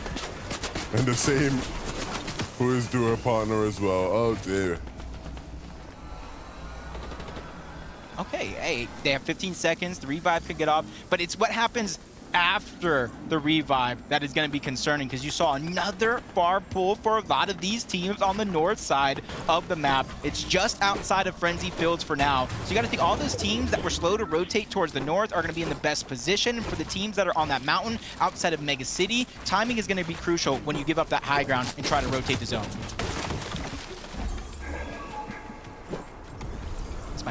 This might be actually a good rotation for both Anchor and Golden. Not too many teams in their path along the way. Same could be said for Merstash and Tayson, but that's just to make it to the safe part of the zone. They still have to go even further to actually get to where they need to be as Tayson gets dropped. So it's going to be up to Merstash by himself, and he has just one med kit and the whole army of players in front of him. And down on Surge, just keep stacking up the problem. Yeah, this is not looking good at all. This was Tayson's first proper game, right? Of course, he had internet issues last game, so his game number 2 is the game number 1 for him, and it's not gone too well up to this point. Merstash once again left to try and do things here as a solo, and like you mentioned, he's going to have a world of trouble to try trudge his way through all these different teams as he gets towards the zone. A medkit being popped will definitely help and give him some more time, but the options are looking rather bleak. It's a 5-tick zone right now. It's a 5-tick zone. He needs to find some instant heals if he's going to be able to make it there. Slap splashes, slap juice, but he's doing a good job. So it's all or nothing here. He doesn't have time to pop the med kit. Storm Surge ticking in. Down goes Merstash. Almost right before those placement points get in as well. 2 not so good games, but they're a duo that you can look at to pick up a massive amount of points where they're back against the wall in the next 4. Yeah, that's tough. I'd be interested to watch back that game from their POV and see sort of how things went the way they did. Obviously, we know that their land was slappy, and so maybe a read on Tayson's side, which made them call to go all the way south. Let's see what the decision making was. Either way, it didn't quite pay off for them. Hellfire Nebs doing what they do, fighting in boxes with each other and fighting well, fighting hard. And they've already got 5 elims this game. I said I wanted to see them reach the peak levels they did all those seasons ago when they once played with each other and had all that success. And so far in this game, it looks sort of like what we used to see from them, where not afraid to take fights on the same page and very much a threat to everybody in the lobby. Take note of the order he used the heals as well. Instead of using one of the most valuable heals in the Slurp Juice. His teammate had 2 big pots. You keep the 12 slap splashes as well for mobility and those instant heals. That's what you have to be thinking always in every aspect of the game. As Skrill lands a huge shot onto somebody during that rotation, trying to keep himself ahead of everybody else. Bluefire is there right behind him with the heals. He needs to be able to get these bandages off, but doesn't have a ton of time because Zone, once again, is going to pull far away from everybody else, except for maybe 3 people in the lobby. Skrill's a better man than me. After hitting that shot, I would have just went all in for the LM. I would have been hungry. You ever seen a dog that's just desperate for a bone? That would have been me if I was the one that hit that shot. But for him to keep his composure there and not overextend shows the signs of a player that is wizened up to their surroundings, and so props to him for that. I'll drop a Mappy though, their journey will continue. This looks like a clean rotation here. The right side of the map in which they're on has such few teams. Yeah, you can see there, all the way down towards the south, nobody really there. You see all the players sort of lined up around the zone in that C shape. That C section of the zone is so congested. Gonna be very, very tough to rotate through there. You're seeing players just having to time their rotations in, run their way on in when best possible. And you have to make sure you're willing to commit some materials as well to protect yourself. You see Thomas there trying to build around him and stopping for a moment just to get some heals off before trying to regroup with Malabuka as well. That was almost dangerous as well. Malabuka went ahead. He almost ended up in a fight against Dexy, away from Thomas, where he wasn't able to help. Hellfire and Nebs trying to continue their rotation as well. You see a lot of these teams, they don't want to be stuck on that ultimate low ground, so they're building 1, 2, maybe even 3 layers up to try to get themselves safety away from everybody else. Even though you're going to get that safety though, Levin, it's going to expend a lot of mats when you need them most towards the end game, as Hellfire feeling that pressure from above. Doing a good job though of keeping himself stable in this position. What do we have here? Look at these two in prime position. We saw them trying to go for a play like this last game, and it didn't quite work. They got caught unawares, so see whether or not they can pay off for them here in game number 2. Oh, wow. Nice shots. Holding onto that high ground as much as possible. Making sure that if anybody is daring enough to try to launch pad or rift or use any border mobility to try to get from point A to point B, they're going to have to go through them first. Jalen taking a little bit of a swim. Tweez right behind him. They're trying to go ahead and get ahead. This is what I'm saying. Once you get stuck on that ultimate low ground, there's so many opportunities for you to get taken out, and this is going to be a tough spot for Jalen. Some of those walls aren't even his, and he has no builds left. Meanwhile, smooth sailing from Mixon and Blacha. They're high up in the sky, just terrorizing, putting pressure from above with the flapjack. Yeah, and I love how we just switched to the opposite of smooth sailing right now, because Seti doesn't have Cammy with him. Eye drop and Mappy, they're getting in some trouble. They want to go back on high, and that might just cost them. We saw them win a game from there, but the play is not quite going to be successful 2 times around. Blacha is able to get both. Vidil's there towards the low ground, getting a huge knock onto Twee. Him and Jalen got separated. It almost looked like Jalen was attempting to go for that high ground and third party when the timing was right, but they got separated, and that's Vidil trying to take advantage. He's solo playing right now. These points are so crucial for him and Mr. Savage. You've seen how teams were able to perform with the pressure in game number 1 and what it did to their placement on that leaderboard. Yeah, Vidil's such an instinctive fragger, always sniffing out the danger and looking to try and take out players who he senses are vulnerable. Robab and Axe Force, they're still in this one as a duo, and you can see them just rotating on this right side of the zone, keeping their angles limited, but still very much on the lookout for opportunities to take fights. And Malabuka and Thomas were waiting for them to open up, and so a bit of a jump scare for that duo. Opened up that floor and just see 2 shots fired at you from a bush. Those are the ones that are hardest to hit when you can't even see your opponent. It's Malabuka Thomas, no builds, no resources. They're trying to do anything that they can to try to use very, very little and stay alive. As Seti's feeling the pressure from the high ground. All angles are there. He too has no build, and you're seeing what it's doing to people as he finally gets taken down. Siphon Matt's going on over. Hellfire Nebs, they have 8 eliminations, 98 points, and they're looking like they're not stopping anytime soon. You can see all these players now trying to move up This change in elevation, so difficult to traverse. All of these players have already used so many of their materials to try and rotate in through these zones, and now everyone just fighting in the storm. Hellfire picking up shots. Nebs has fallen, and so the job's all on Hellfire. Picks up Axe Force. And nicely done, Elim. 7 in this game already. These guys are absolutely popping off, exploding in this lobby. And Vidil's very much done the same here as a solo for so much of it. But can he close things out? A battle head-to-head against Hellfire. He has the HP advantage, has the advantage in positioning, and so he wins the battle. Really big solo clutch for Vidil there. Not often you see a solo deep into the moving zones manage to win the game, but he does it. Wow, what a game. Yeah, that was a huge solo play there to end it all. And he took so much damage at one point before this fight. He did a good job of not only getting the refresh, he got the resources for the heals in terms of med miss and that slap juice to keep him on prime high ground. And there it was. He didn't even have to fire a shot at the end. He just blocked his opponent's path to take the game. And this is the resurgence we were seeing the last few seasons from Vidil and Mr. Savage. Mr. Savage fans rise, Vidil fans rise. These guys have made themselves a presence in this lobby. So much of fragging and being successful in endgames is about those instinctual moments where you just pop off. And when it comes to that ability, there's not many people better than Vidil, the German legend himself, and showcasing why he is still one of the premier names at the top of EU Fortnite. A brilliantly, brilliantly executed solo clutch. Yeah, you're talking about legends, but there's only 3 legends that can break down all the action of that last game. I'm going to go and throw it over to Zeke and the analyst to give us a play. I like that Jacob does not include himself in the legends. Jacob, you're a legend in my heart, okay? Don't ever forget that. My, oh my, from game 1 to game 2, it's almost like a completely different game in a couple different ways, right? Coming down to a single solo clutch. Many of these duos are thinking back to last season, right? They're thinking, hey, Major number 2 is all about aggression. That's where we want to be. And you know what, Vivid? I'm here for that.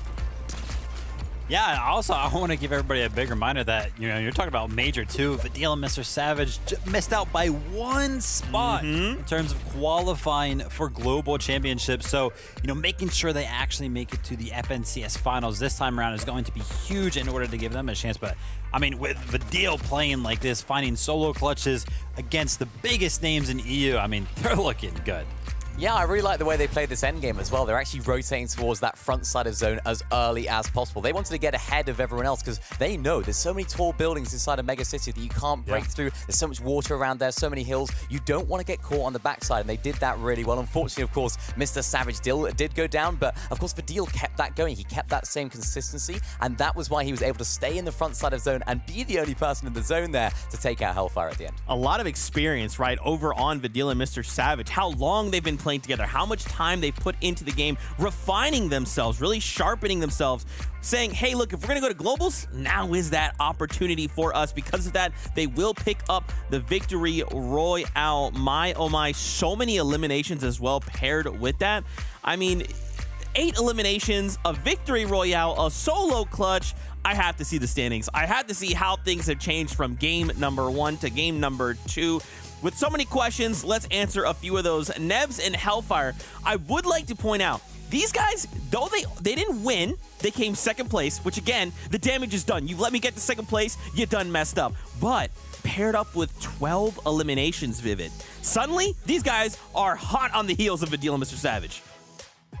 Yeah, and they're in first place right now because of Nebs' solo clutch in game number 1, and now it was left to Hellfire to actually do the same exact thing in game number 2, and he did a great job of doing that. But, you know, Minnie, you mentioned it last game, this team is usually together when it comes to the end game, and for a majority of it, they actually were.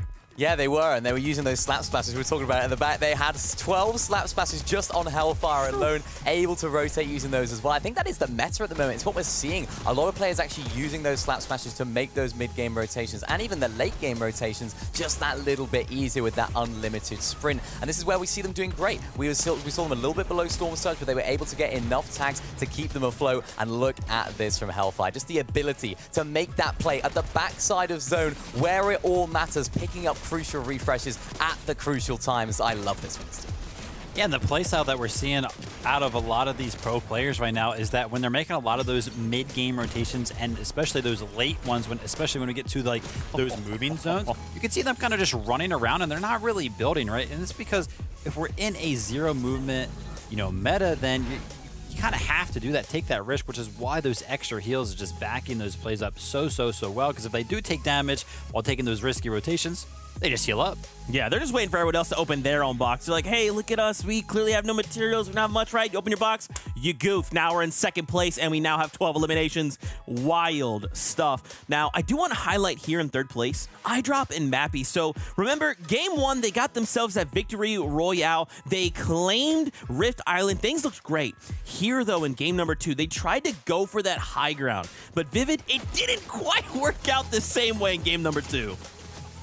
Yeah, I mean, higher ground takes are going to be really tough without a mobility, movement item to actually get you up there. You kind of just have to build straight up and take that fight head on. So it's going to be a lot tougher. And we're going to see it right now, actually. Blacha and Mixon were the ones that had higher ground for very early on in this game, and they do a great job of defending it here, but not without taking some damage. I was actually wondering, like, whoa, what happened to the team? Because I knew they were so structured up there. That's going to be the play right there. It was going to be the play. They had 2 builds. Like, guys, you're trying to go for height, and they had 2 builds. You can't hold it. Like, what's going on? So it was a bold play. It was a risky play. Blatcher and Mixon had it down. They had it covered. Unfortunately, that actually set Blatcher and Mixon back, so they actually got sprayed from the front side, which is what caused them to go down as it happened. But yeah, a little bit of an interesting play there from iDrop and Mappy, but it shows that they're really aggressive and they're willing to take risks. I mean, there's a little bit of a loot transfer that could have happened, right? If they eliminate Blacha, suddenly all that stuff is theirs, and then maybe they could get something going. But again, with not much mobility, when someone is going to challenge high ground, it's a very clear, there is this duo coming up. Let's go ahead and shut all of this down. We turn attention back over to the standings, and as we kind of touched on them, Blacha and Mixon currently up in that 6th place. Could have been a little bit higher, but again, that high ground contestation said, nah, everybody in the lobby, go ahead and focus on us. Thomas HD, though, and Malabuka moving up 30 places, Vivid. Yes! Yeah, I mean, a game number 2, solid one to actually get them back up into the top 20. But nonetheless, I don't think a lot of people were even expecting them to be anywhere close to 20, maybe like 2nd or 1st place. So, in my opinion, a couple of rough games out of them, but good to see that they still are, mentally able to bring it back. And I actually love this play right here out of them. They were found the bush, took the fight, got a big trade right there, and it led to some good ground on the low ground that they can kind of maintain and look for some more eliminations. Yeah, as you mentioned, Vivid, a little bit of a surprise they are this low down, but they were supposed to be contested, aren't they? They're supposed to be contested off spawn, and we've seen them perform when they are contested, but also uncontested. I think they've been contested so much recently that they kind of got used to that early Storm Surge tags they can gather. Yeah. Now they're uncontested. They're finding it a little bit more difficult to get those tags at the beginning of the game, and that's why they're struggling. Yeah, they have to make that shift, right? There has to be a little bit of a change of what is our now surge strategy, right? And look, with Siphon back on, let's just go crazy. I'm down for it. I want to see that. You want to see that. Let's just do more of that. But speaking of things we want to see, of course, it's more games. So 11-2K, Jacob PR, back over to you guys. Oh, man, do we love more games. Those first 2 were definitely exciting and showing how hungry these players are for that FNCS Grand Final spot. But this is game number 3. This is officially the last game before the halfway point. What are some of the key things you're going to be looking for? I want to see some of the best players in the world continue to keep cooking up absolute 5-star courses, right? We saw a masterclass from Hellfire and Nebs in that game. Peak performances from those boys. But Vidal, the solo clutch we've just seen from Vidal, you do not see that kind of thing every day, right? A player does not just waltz through one of the difficult end games in this lobby and just completely tear through everyone like he's playing in creative and win the game. That doesn't happen every day. If we can continue to see those kind of plays, I'm going to lose my mind. I almost even feel like we took a time machine back into the old days of Fortnite with the lack of mobility. I'll get into that point in a moment because game 3 is ready to go.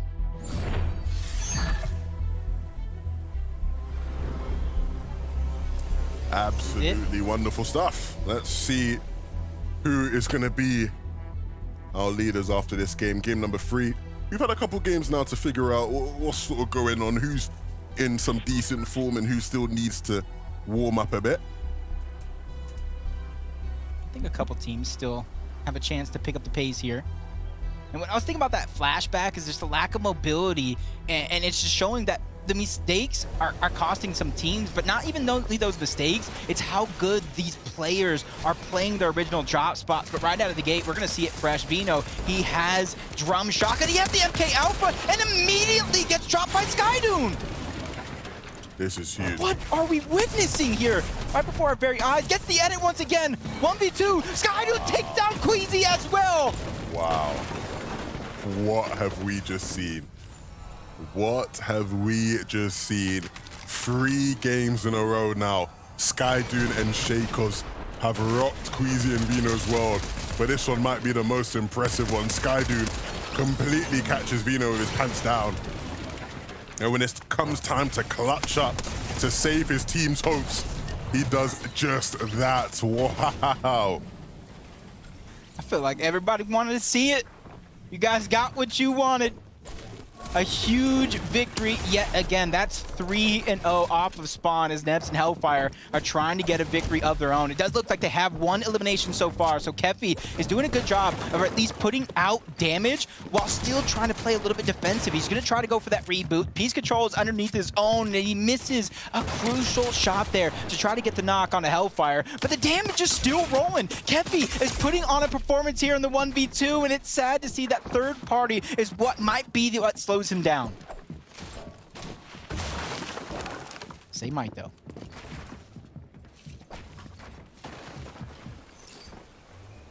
Okay.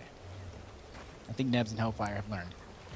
They learned right now. They said, we're too low. Even if we wanted to play aggressive, even if we wanted to use our numbers, one well-placed shot on each of them would have taken them down. So I like the decision from Nebs and Hellfire just to slow things down, let him disengage, and then go for the hunt once they're healed up. Yeah, we know these guys can make it deep in games, right? They've been doing that. And so you trust their decision-making to get them through. But it won't be easy by any means. Axe Force is nearby, but from one fight to the next. Go down, just the players hearing it into the distance. You saw Skill just floating by, but it doesn't look like he's going to try to third-party this, so Mounier and Mikko are going to have the best chances to clean this one up in an instant. Get their eliminations, get their surge. And if you look at their points right now, this was a much-needed start to their game. Much needed might be an understatement, right? It was the only option for them, really, because you can't go into game number 4 having 3 bad first games, right? You know, you want to at least have something to show off at the halfway point. Doing a good job here. I drop and Mappy.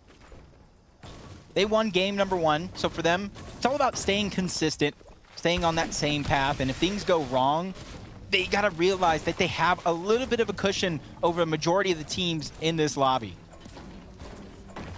These bricks right here, the snow bricks and the one towards Steamy Springs are some of the best brick on the map.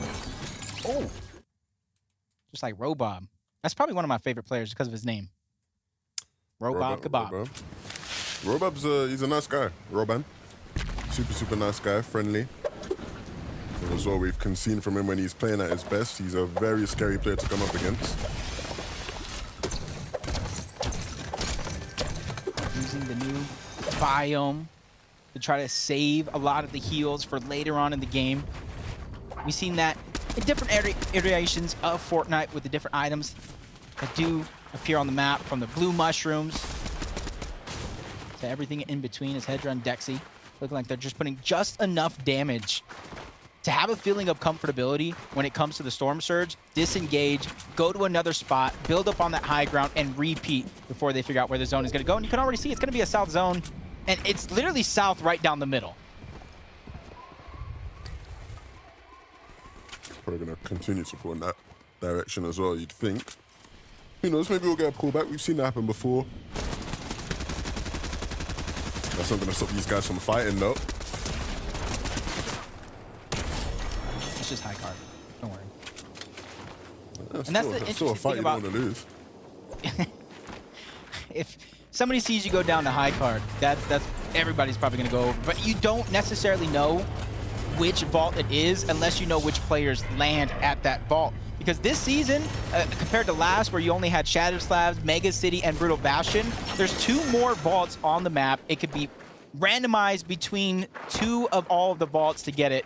So it's an interesting investment strategy to kind of land at one of these spots, but when it pays off, like Blotcha and Mixin, they're able to get the vault, get all their loot, and now they're going to have a great rotation to the slower side of the zone on the south side of the map.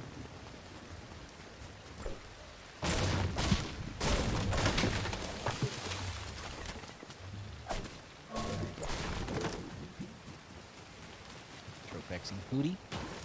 Once again, a lot of these players trying to rotate. Even though the jungle rifts are a thing, makes the rotation easier, it's also very, very risky because it puts you in a position where you can take a lot of damage. As Astro and Kaizen, they spot one off guard. This is going to be Cobra and Uguay, the duo of them both, but the first one is going to get knocked. Cobra back against the wall. So much pressure with the MK Alpha. They're trying to take that piece control into their own. He fires back, but it's just not enough to take down the likes of Astro and Kaizen. That was nasty from Kaizen. Clean, calm, collected, straight cold.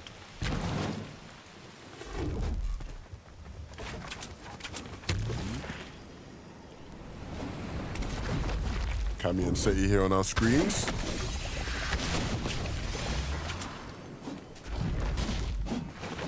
Yeah, I read that stat in my head. Otherwise, like, it's saying, you know, 44 players, half of the lobby, nearly half of the lobby is returning teams, right? But in my head, I read it as there are 56 newcomers in this lobby that did not make the grand finals that have a chance to really hold and have control over their own fate. I like that.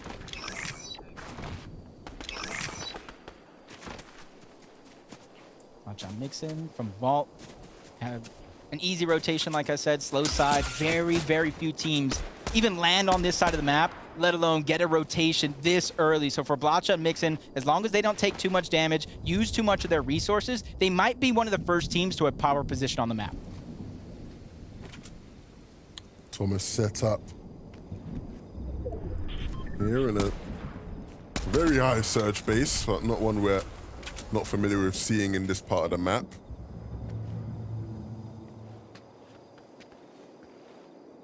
One that I'm not actually a fan of. You don't like racetrack? No, I don't really like surge bases like this. Why? Too slow for you, Levin? Yeah. I know when you play, you're quick, you're aggressive. Well, it's not about me. I don't know. I feel like a lot of the time, especially in areas like this, like around the whole like mega area, right? Like they're sort of players are like forced to play like that, right? Like that's your only real choice. But a lot of the time, it just ends up being trades because people just know not to rotate through these areas, or at least if they are rotating through these areas, they know how to rotate, you know, well with cover and not really be in position to get hit. So, okay, I can see the logic. We saw it in a couple games already, especially with Queasy in game number 2. He was able to sneak around Sky Dune and Shaco's Skybase at that POI. He was able to get Vino's card. So I see exactly what you're talking about as Kyrene Pings, just trying to get their cash. They were able to beat everybody else to it, so they are going to get some gold loot. For Pings, that might do just a little bit more than Kyrie here. As you see, he already has that legendary Havoc.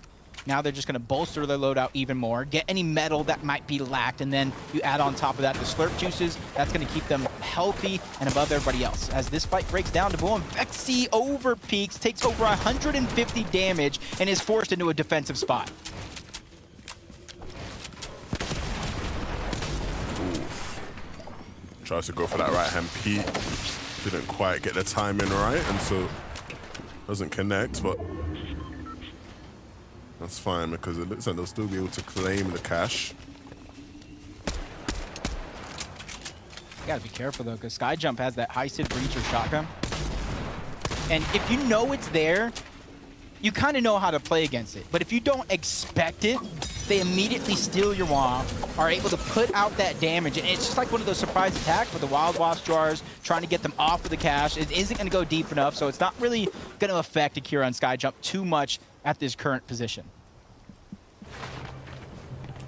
I like the attempt though to try to push them off with the wasps. You know how effective they can be. Annoying to play against for sure.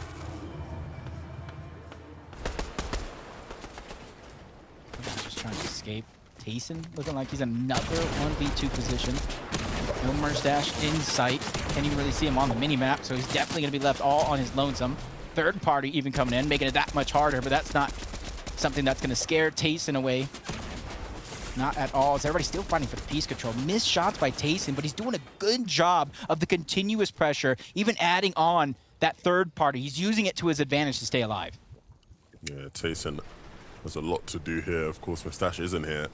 And he's up against Howley and Otenzi, who, even though Howley and Otenzi were the 50th team to qualify to play today, they are by no means slouches. Very much players capable of playing in this kind of lobby.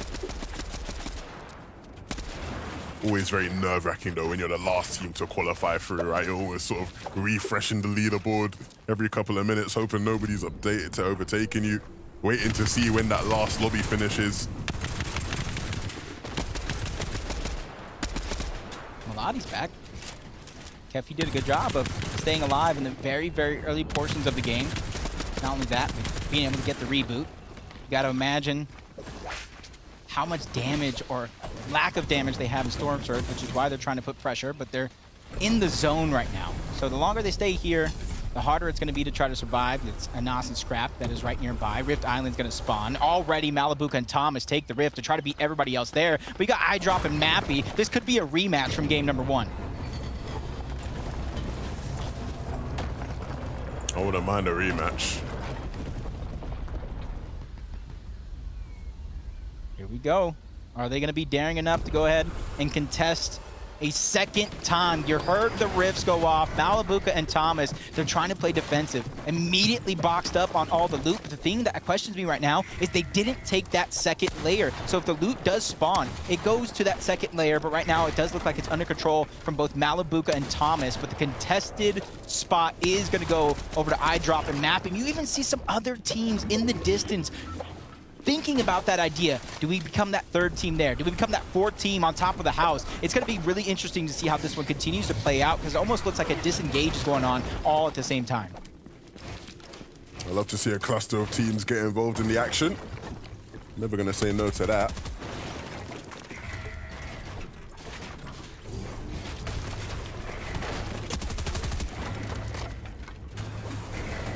See Archie in the feed, trying to keep things going. They're getting it little by little, but right now it's going to be contested by a whole nother team. That's Xander on the other side, along with Lunex.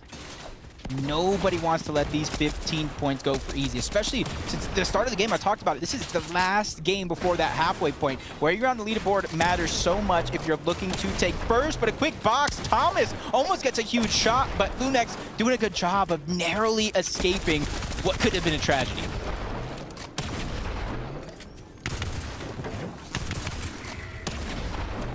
Still not backing down just yet.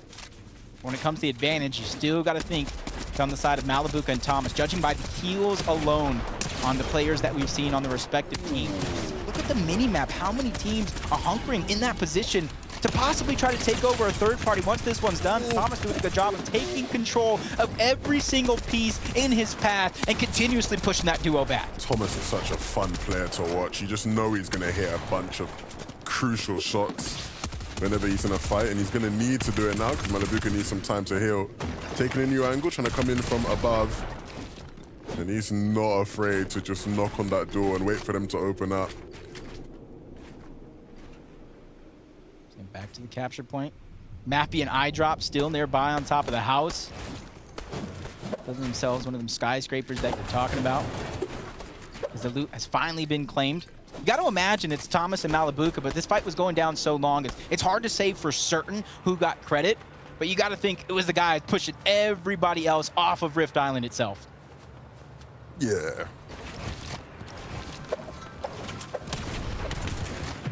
I think the big thing now becomes, where does this game lead for that duo after finding some success on the Rift Island? Oh, wow. Just running through those builds like they're not even placed in the first place. Nothing's slowing him down. Nothing's stopping him. Robop looking like an avalanche right now, taking down anybody in his path. And that player towards the bottom is going to be no different. Robop and Axe Force looking like they're trying to take over the lobby. They have 4 eliminations so far, and they have the mythic slap splashes. That's going to be the biggest thing in the inventory for them going into the late game. I'm liking the way this team is playing. A different type of zeal, a pep in their step as they move through these fights. Mixon and Blaha, who obviously we know are going to be somewhat influential later in the game. We've seen them trying to take height positions, but sort of falling off in the crucial moments, right? Getting contested, getting snuck up on. They're struggling to hold on to it. Fight has been going on so long. We're literally off the edge of Rift Island in some of it. Koza's teammate does go down. He gets a knock though, so that's going to be a trade. Using a few seconds to heal up before he goes right back on in. Whether he goes for the reboot card or the elimination is going to be an interesting decision as he hears Xander quickly running away. He knows the revive isn't going off just yet, so he has a couple more seconds to work with, and he's making that safe play, ripping through the builds with that flapjack. That way he can try to at least pinpoint where they're positioned at before he actually tries to move in. If he even tries. If it's a question. Of course, they have got ways to go towards zone. We're still seeing so many different players just populated in this area. This is what you can expect. So eye drop getting taken out down below. Malabuka the one to chase him down and clean it up.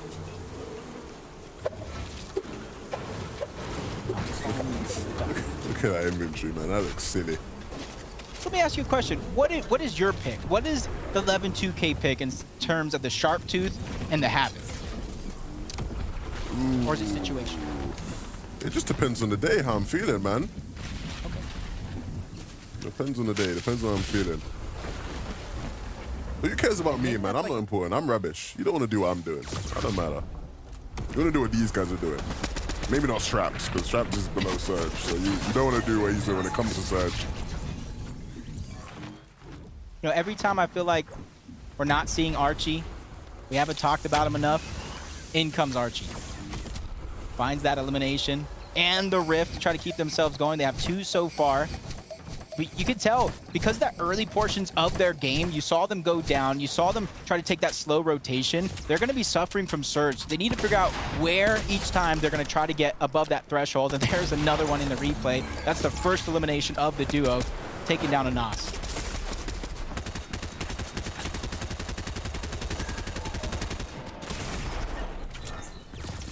Another South. This is scary.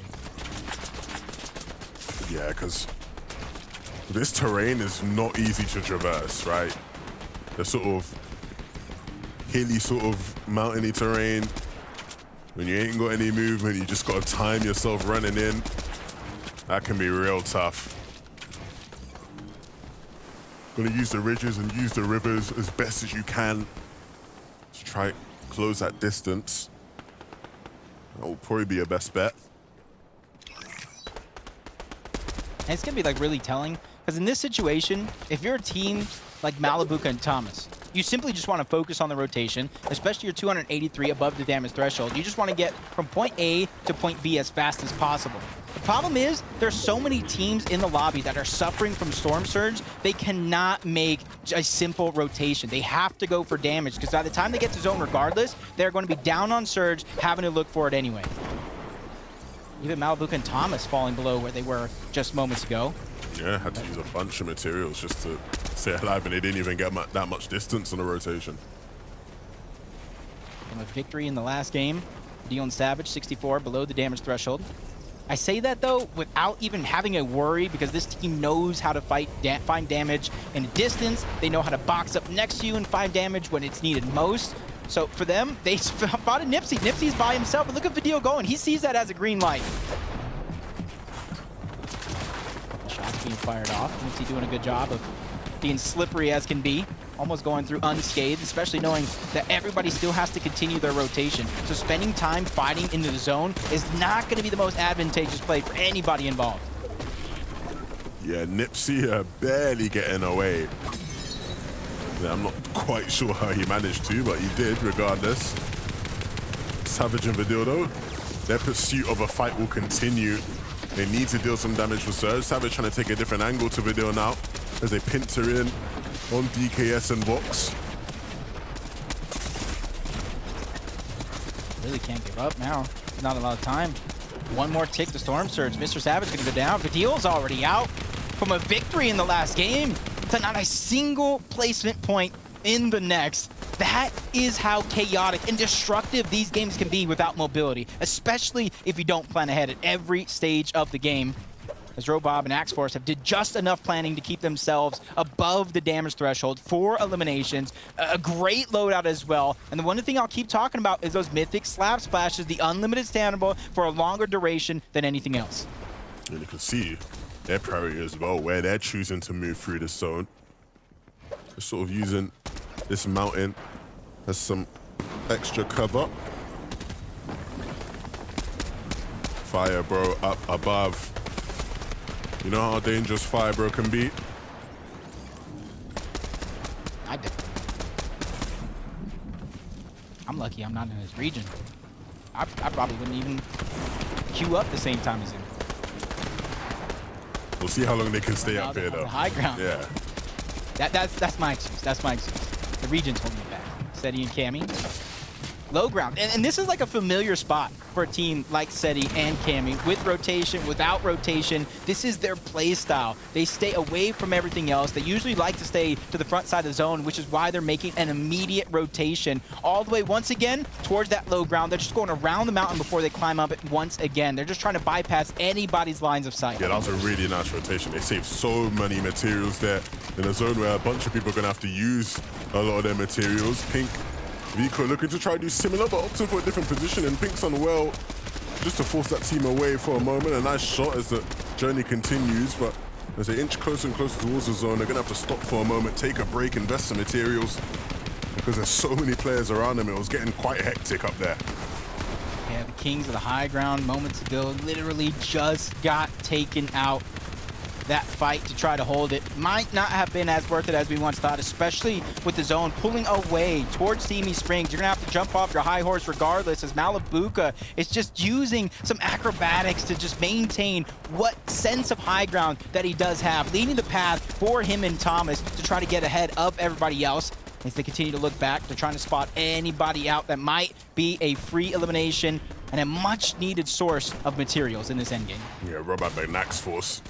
They're going to be the ones that hold the keys to height, and looking down on everybody in the lobby, I focus on just trying to stay ahead. Cammy and Seti, we obviously know how effectively they can rotate, and I think it's testament to that how many materials Cammy has left. Now even looking up for height, maybe a chop opportunity, and that might have just costed them. And as I say that, Seti is going to be the one to fall. Cammy did his best to try and return fire, but ultimately there, a lapse in communication, a lapse in focus, not on the same page, and it cost them dearly. Cost them so much, but now it's Cammy's time to try to make up for it. Finds that first elimination onto Thomas HD, leaving Malibuca by himself as well. Into the top 11 we go, and Cammy, he has some time. If he can get that slurp juice, zone is pulling back. He could be healthy in an instant as Malibuca out of shields. Now he's looking down, out of builds as well, trying to catch somebody off guard to get that refresh. There's so many players stuck down there, but he's not going to slide down that mountain because it's not time. Cammy is doing everything he can to pick up these points. I feel like we've seen this in so many of these games. The zone sliding across a mountain, forcing people beneath just to try and fight it out to survive. And so many people getting caught out as a result. Hati now having to drop down, only 3 builds, and now just a 2, and a shotgun shot needed, but it won't connect.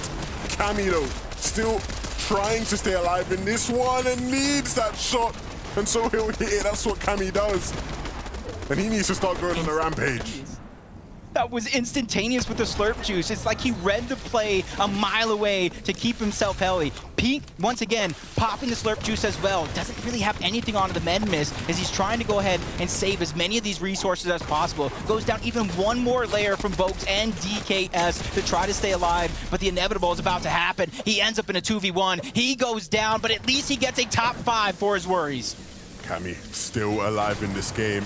We've seen solo clutches today, and he's looking to be the next one to join the list, but unfortunately, there's going to be Skivvy that takes him out.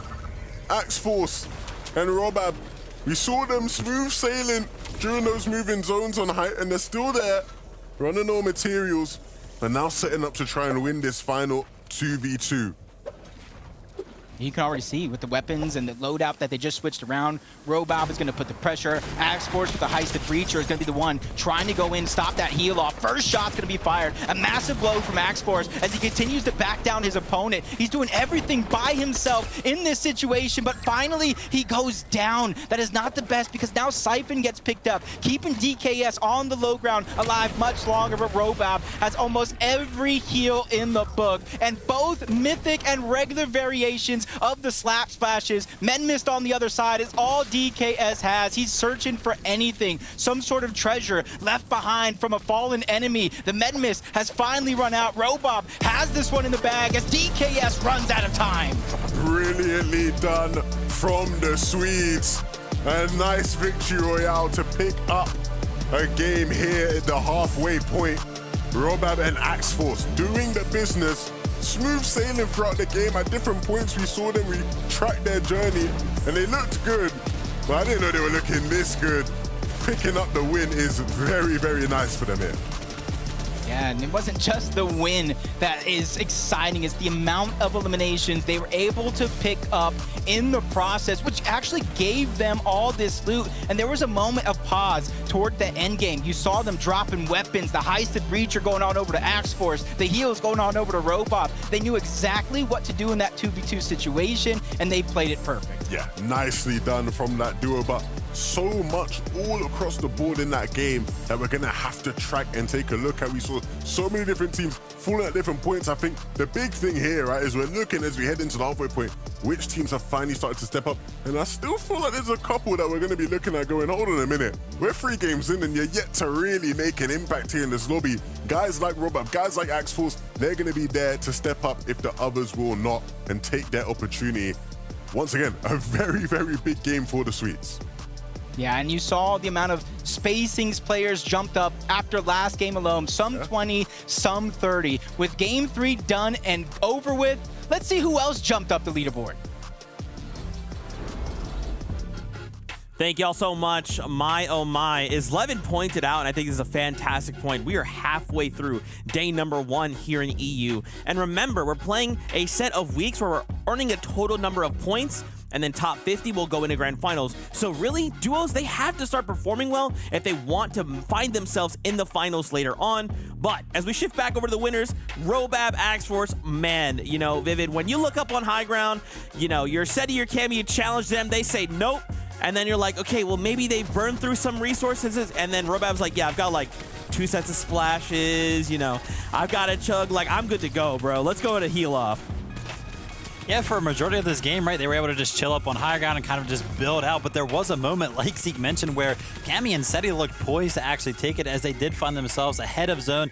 They looked back, almost chopped them out, but Robab and Axe Force were just way too hot in terms of recognizing what was happening very, very quickly, and were able to just make sure they stayed up on the higher ground. And the one thing that I loved watching this duo is that they actually kept interchanging who was holding this flapjack rifle throughout this endgame based on who was going to be the more aggressive one, and it just worked so well for them, Minnie. And the reason why they were just able to hold it for so long was Axe Force. You can see it in his inventory. He actually has that Breacher shotgun, that exotic Breacher, which breaks builds instantly. And combined with the spray from Robab throughout the whole of that endgame with the flapjack, he can just keep spraying non-stop, non-stop. And that's why Cammy and Seti had such a difficult time going all the way up on height. Nobody stood a chance. And even as you mentioned there, Vivid, the little swap to Axe Force for that flapjack rifle, he actually was able to drop down and use that later on. Of course, Robab had all the heals in the world. That was a textbook performance on how to play high this season. The coordinated assault, right? Hey, I'm right here. You see me? You got eyes up there? This wall. Flapjack down. Crazy stuff. Let's take a look at the standings. Now that we're halfway through just day number 1 here, this is where things are going to start to cement themselves just a little bit. Right now, it's more important than ever to step up and try and get those series points. You're trying to aim as high up on that leaderboard as you possibly can. Now, of course, we saw a couple victory royales come out. Maybe this one will be enough for Robab and X-Force to finally jump up. Last game, we saw a duo move up 30 places, Vivid. Could this be the game for these guys? I think they got to be in first place right now. I mean, we talked about last game. They had so many eliminations. This one, they just followed up that performance as well. But I want to give a big shout out to the solo clutches that we've seen game after game after game. And this time around, it was actually Cammy's turn.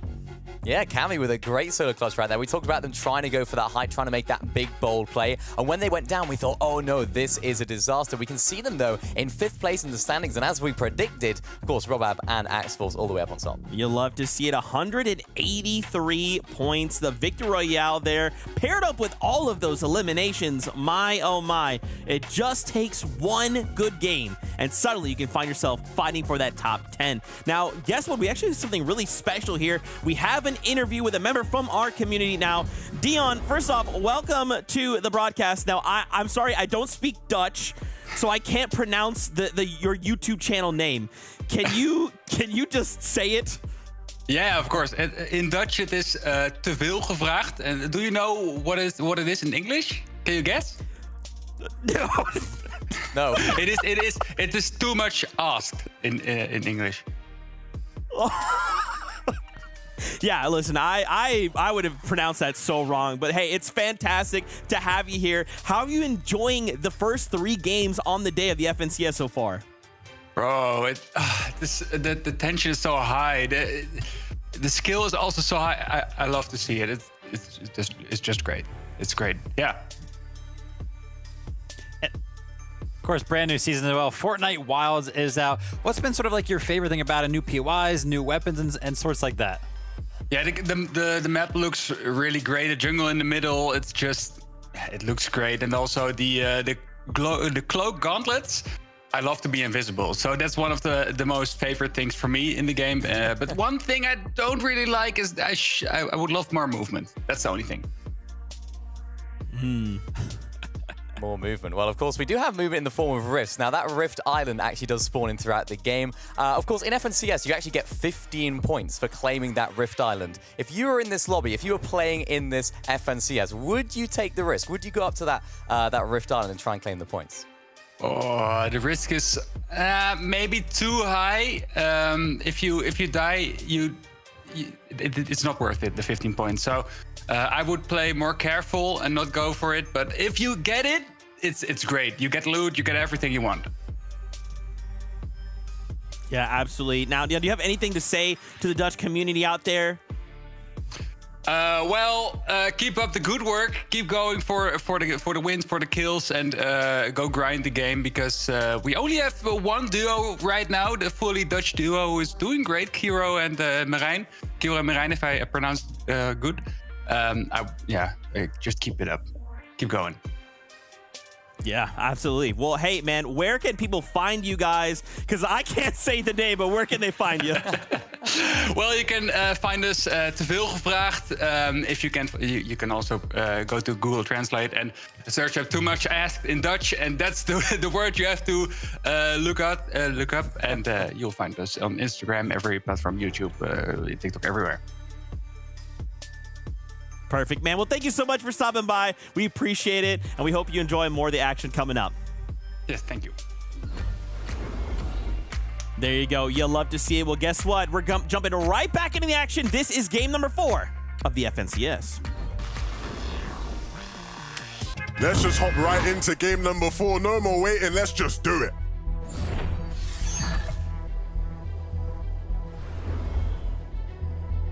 It's time. Game number 4, the first game of the half. And this is where teams, even though they didn't get like an extended break between games 3 and games 4, you needed to have taken every single second. Think about every single play and learn what changes you are going to make. Even if some might say first place is out of reach, you still want as many series points underneath your belt as possible, because it's the top 50 who advance. And off the bat, just what we want to be seeing. The battle between Skydune and Shakos and Queasy and Vino here at the secluded Spire. It has been a quick 3-0 for Shakos and Skydune. The first time this whole chapter that we've seen Queasy and Vino be 3-0'd. And I think it's starting to get to them mentally because Vino's actually changed his name to King of the Castle. Cheers for that one, mate. Really appreciate that one. In any case, we'll see whether this time they will find some success. I think so far, with the amount of loot and resources they've been able to grab towards the low ground, they put themselves into a decent position, but too much damage taken too early. King of the Castle, sharing the minis along with Queasy, just making sure that they can heal up as much as possible. But while they've kind of bunkered down inside of that castle, Skydune and Shakos have went ahead and stretched themselves towards the outside. They're trying to get as much loot as possible. But in the mini-map, Levin, you see 2 more players trying to sneak up. This fight has lasted longer than any game so far, so this might be an opportunity for them to third party and clean up. Yeah, if they truly are the kings of the castle, they got to start to show it. What kind of kings get run out of their castle 3 times in a row? No king of mine, so they're going to have to really step it up, and they start here. Skydune's down, but we've seen Shakos do well in these kind of situations before, but it might just be too much for him. Finally, these kings reign supreme, but for how much longer? Because it's Akira and Skyjump now jumping in trying to third party. Yeah, there's no time to celebrate a first victory of this game. That momentum is beginning to build, but how do you channel it here as you're pressured almost immediately by another team? But look at Skyjump right now. All he has is an SMG and a loadout full of heals. So if they're able to catch him off guard, make him miss a couple of shots, he could be step 1 in trying to take this fight. On the other side, Akira might have to do the brunt of the work here if they're looking to take it all, but he drops into the box. I might have been eating my words because he immediately takes down Queasy, and Vino is soon to follow right after. They may have won the off-spawn fight, but their run comes to an end just as fast. Oh, man. Kings of the Castle, it's not looking good, my boys. Skyjump and Akira with the clean up limbs. At least they got some points this time because Queasy and Vino, they've been such a great team this chapter.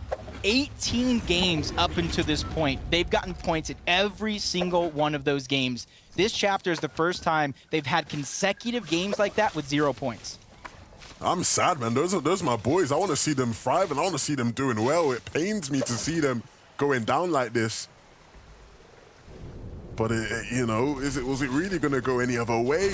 When you land at a spot you haven't landed at before, 10 minutes, and you make that decision like 10 minutes before the competition starts, you know, you can never really expect good things to come out of that.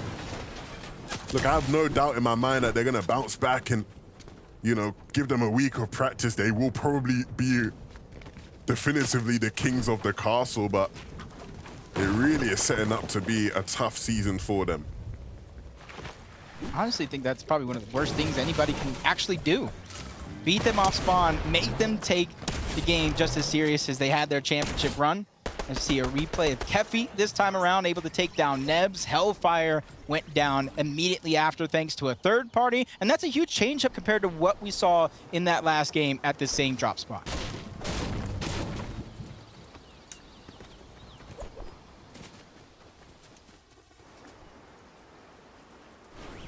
Not too much going down.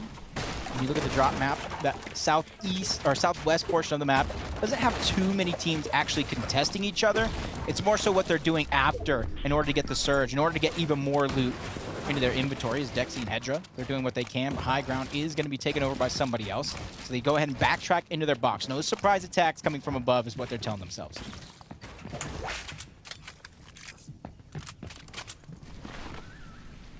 You need to be careful because Cheapo and Yuzo are terrifying to come up against. We saw them in game 1, ripping through people. Yuzo in particular, right? Very much had the hot hand, so if that can continue, then Dexy and Hedra are going to have to be very fearful what their opponents can do. And you can see like this crouching is so important I know most of the community already knows crouching, it hides your audio, it hides from the audio visuals, but that's where you're seeing every single person close by. They're making sure not to give any bit of information over to those opponents, because that could be the same bit of information that does you in the end, as we got a little pickaxe battle going down between Gears and Scram. N-Star coming up and finishing it off, but it was just a trade between the two that didn't really have any weapons.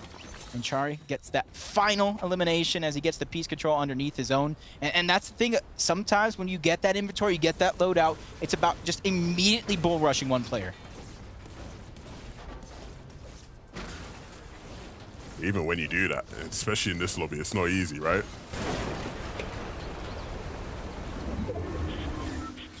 I don't think anything is easy in a lobby like this. Maybe landing? That's the best. Even that's not easy, mate, you know? Some of these teams, it actually does look like it's a struggle. There's Robot and Axe Force taking advantage of the new jungle biome. Using every little bit from the mud to the new zip lines. Everything that they have is back on over this fight. Hedra versus User, now in a 1v1 situation. Third party coming in, so he knows exactly where Hedra's at. As on top, he did take a little bit of damage, but not too much, as he, especially since he picks up the Siphon. Both players actually picking up their respective Siphons, so back up to full HP here.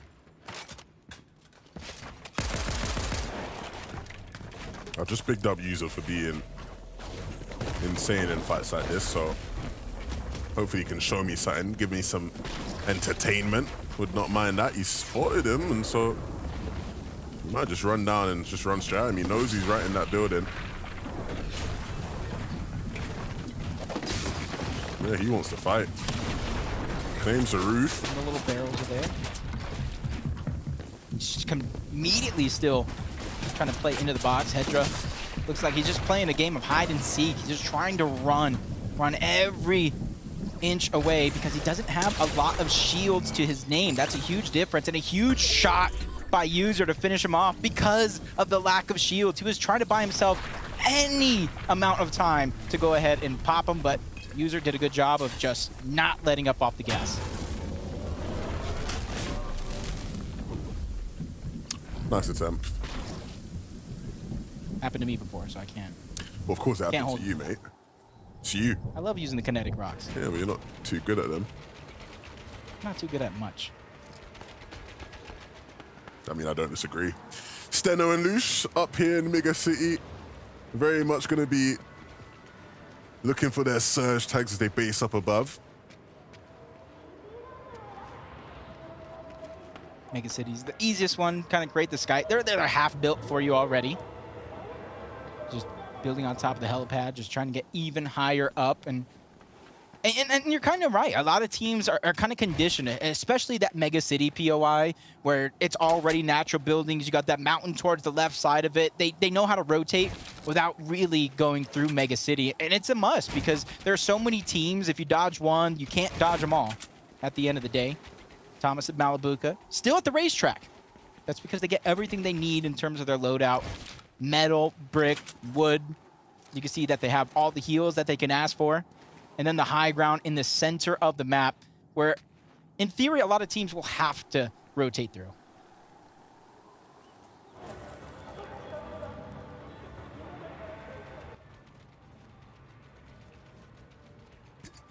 Okay. Skyby and Corny at the top of the mountain, but there's so many vaults around the map. Taco, what's going down around this good loot? Well, that's the thing about the vaults, Jacob, is that everybody knows that those additional 3 points can definitely stack up over time if you're able to consistently collect the same vaults. And here at Mega City, when there's several different teams potentially contesting the NPCs that spawn, because you've got to deal with high card first, but you don't necessarily know exactly where he's going to land at. So for Kearney and Skyby, fortunately, they were able to take out high card, secure that key vault, get those additional 3 points and all the mythic loot that's contained inside of that vault as well. Interesting to see how it'll play out for them at the end of the day. We've seen, to start the day off, game number 1, that 15-point differential from Rift Island, plus the 3 points from the vault, made a 5-point potential lead into 15 or so points. I think it was like 17 at the start of it all. So at the end of the day, if you can consistently get those free points, you get the free loot without many teams contesting you, that's going to be a huge difference maker, or at least a little bit of a cushion that you can continue to build upon.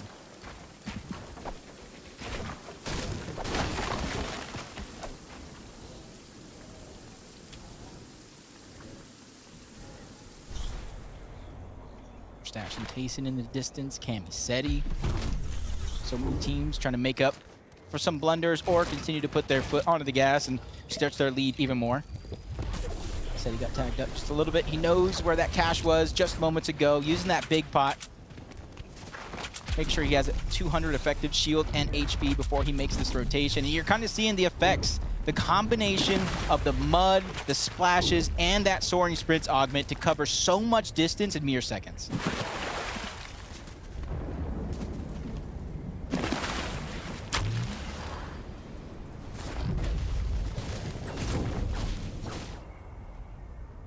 Just outside of Rumble Ruins. Not too many teams contested nearby, so a lot of the players in this jungle biome are going to have a rather easy rotation to get from point A to point B. But something that isn't necessarily easy or hasn't proven to be so is this Rift Island. You're already seeing some teams make that early play for it, but it's the consistent eye drop and mappy that always seem to find themselves high in the sky trying to claim those points as their own.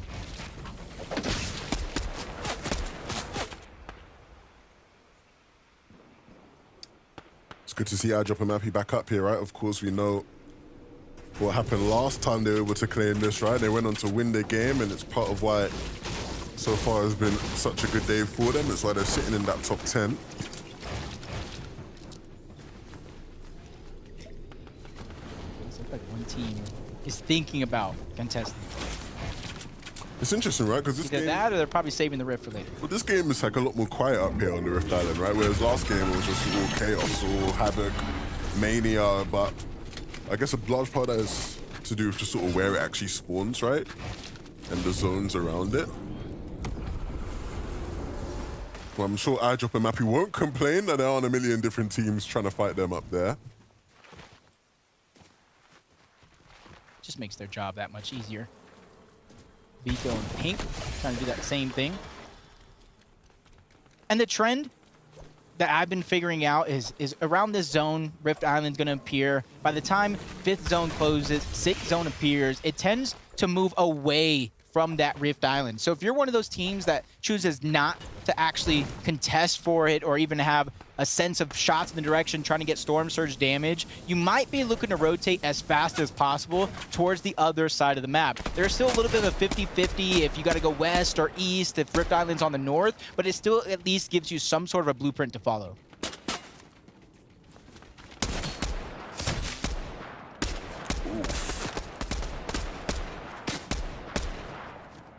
These guys are giving each other haircuts right now, just shaving off the top of each other's heads.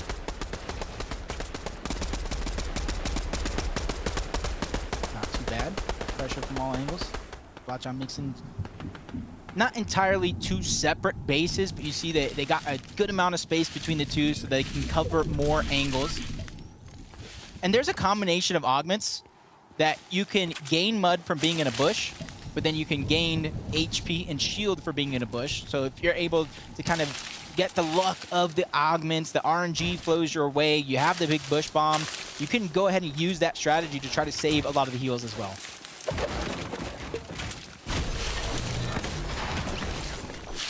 Ooh.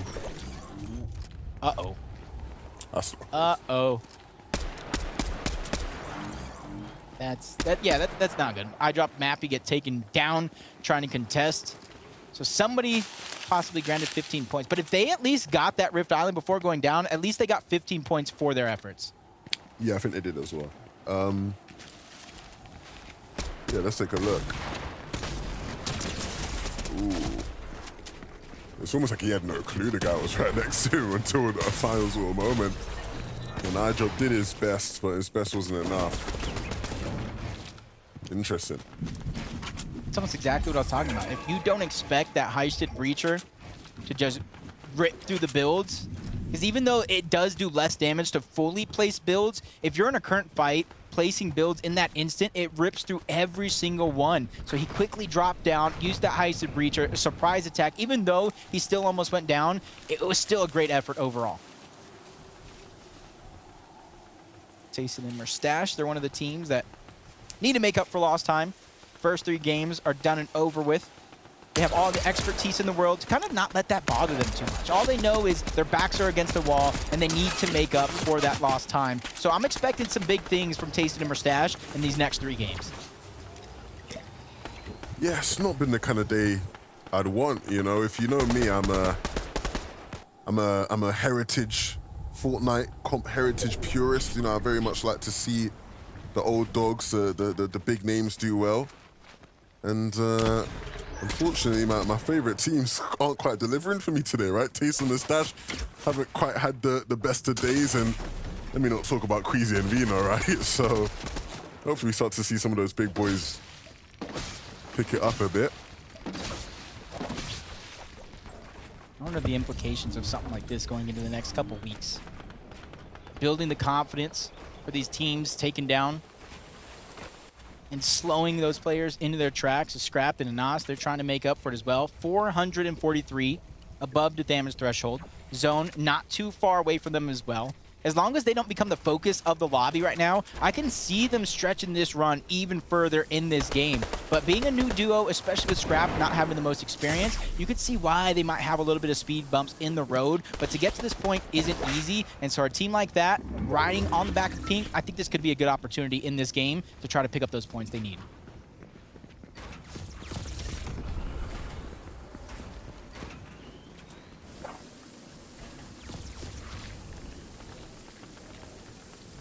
Storm Surge in this situation is just not good.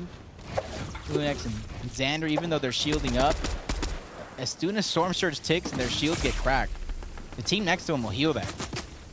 And that's just a sign of weakness, a sign for anybody to try to put some pressure to take them out, especially since they have to travel and rotate right behind them. This could be a potential fight between these two teams and a potential point pickup.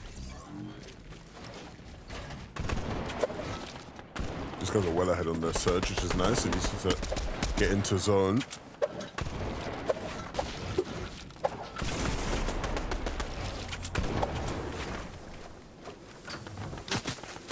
At least they don't have to worry about Storm Surge, so they can take their time.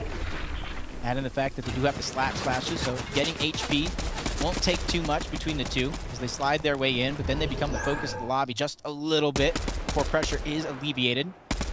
And you're kind of seeing what happens if you're a little too slow to rotate. User becomes the target of both Hootie and Tropix. They immediately take him down, and that's just one less player that they have to worry about, even if they don't get any of that loot or the resources from him.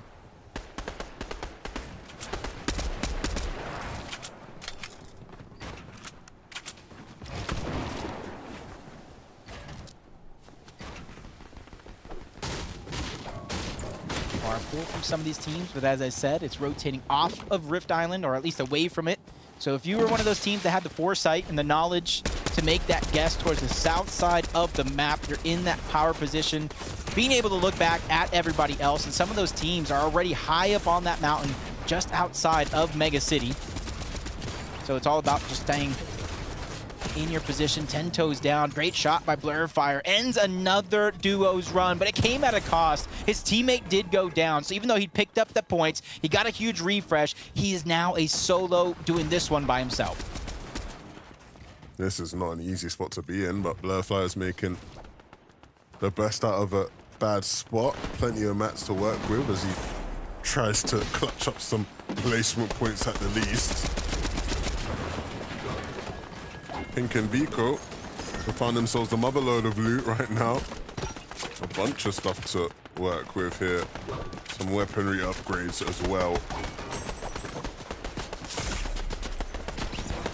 I like the decision here, especially I think this season is one of the more flexible seasons in terms of being able to pick either a Havoc, the Sharp Tooth, you're seeing the Heisted Breacher, you're seeing the Accelerant Maven, because each of them has its own sort of utility that goes along with it. The distance with the Sharp Tooth, the Pack-a-Punch with the Havoc, the speed boost with the Maven, and even being able to tear through builds with the Breacher. So it's all about your playstyle in this season, which is giving players a lot of flexibility in figuring out how they want to play.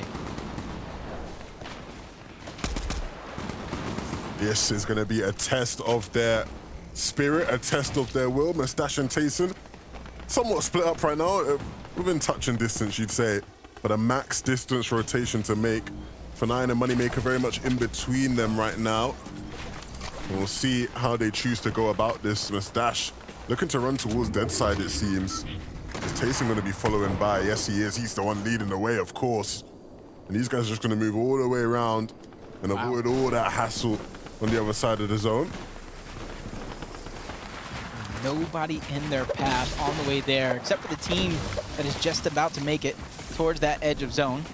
It does look like there is a player trying to rotate behind him as well. As Vidil, Mr. Savage, 151, above the damage threshold. They're just trying to beeline it right to the center, go past everybody else, and that would be their opportunity to try to look back. And they're doing a good job of not being noticed by anybody that is there on the high ground, but Mr. Savage at the last moment gets tagged up just a little bit. Vidil just trying to build himself a little bit of defensive layers here between him and the possible enemies above him. In fact, it's actually looking like he's playing a little bit aggressive to try to push them off what loot he can take for his own.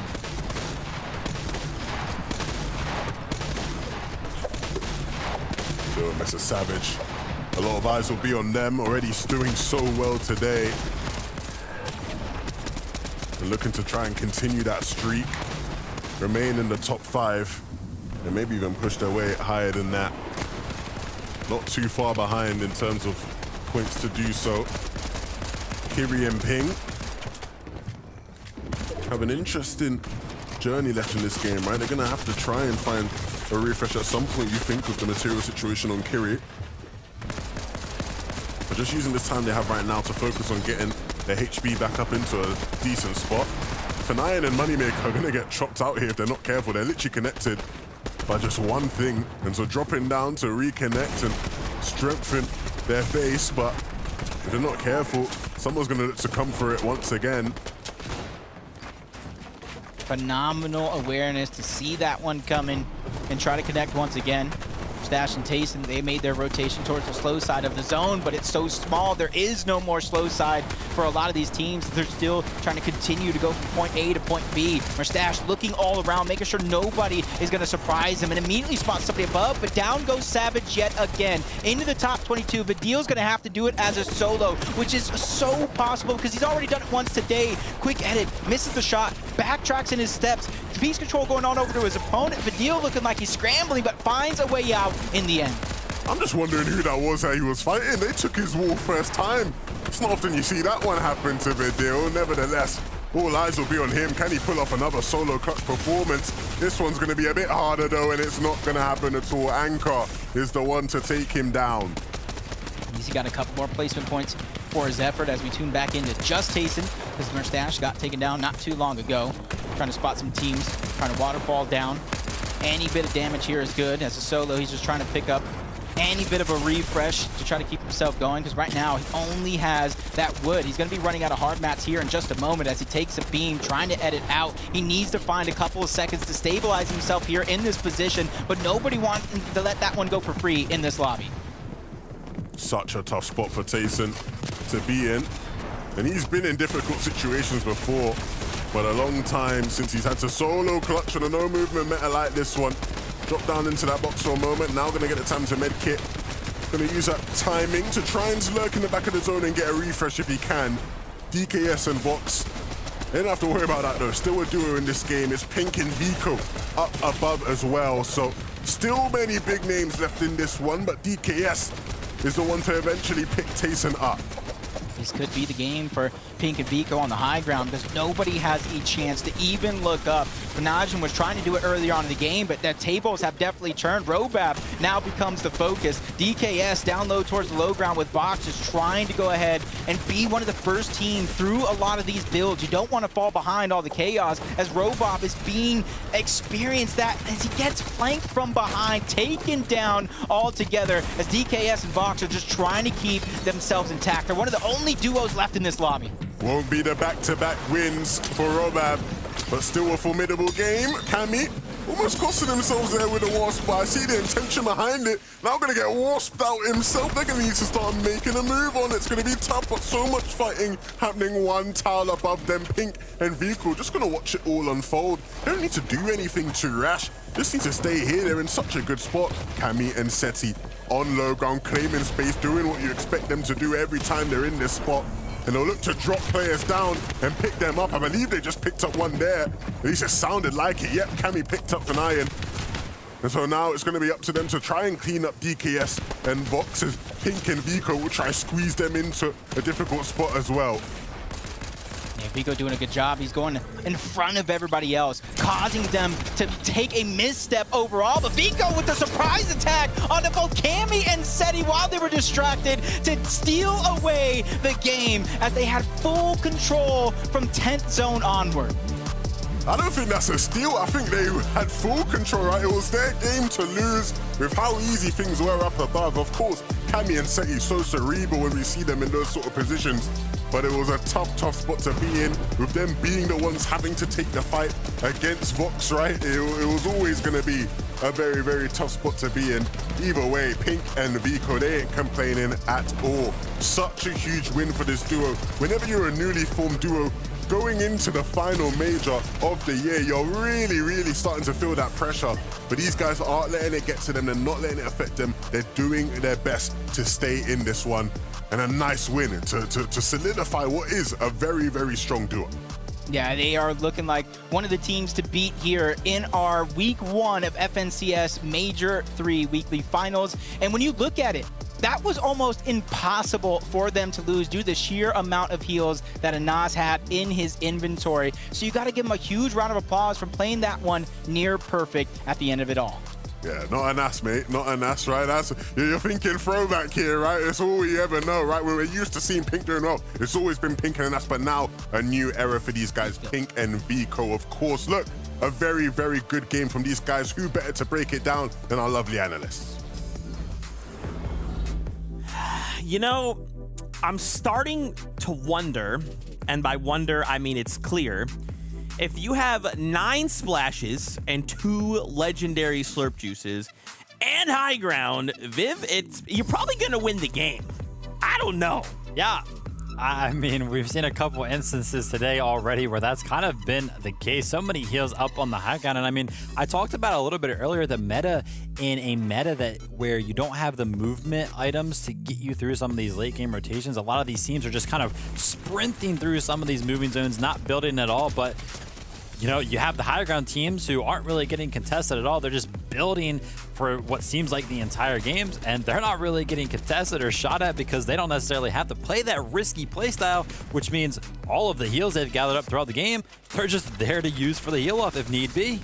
Yeah, exactly. When there's no mobility in the meta, high ground just becomes even more dominant, and we've seen it. We saw it last game, of course, with Robab. Now we're seeing it again with Pink, and this is just another good game for them. They've been on an upward trend today. They've had a 41st, 21st, 5th, and now a win in their respective first 4 games. So this is a really good sign for this team, because it seems like they're finally getting the ball rolling with how they expect to play and what we expect to see from them. And of course, if we had to just be like a tiny little bit nitpicky for elims, maybe a little on the low side, but listen, Victory Royale is still a big swing in points. Why don't we take a look at the standings? That's kind of going to be that ultimate factor to tell us how things are shaping up, right? Right now, Axe Force, Robot, they're holding on to that first place. They're like, hey, listen, regardless, we didn't win that back-to-back. It's fine, 11-2K, calm down.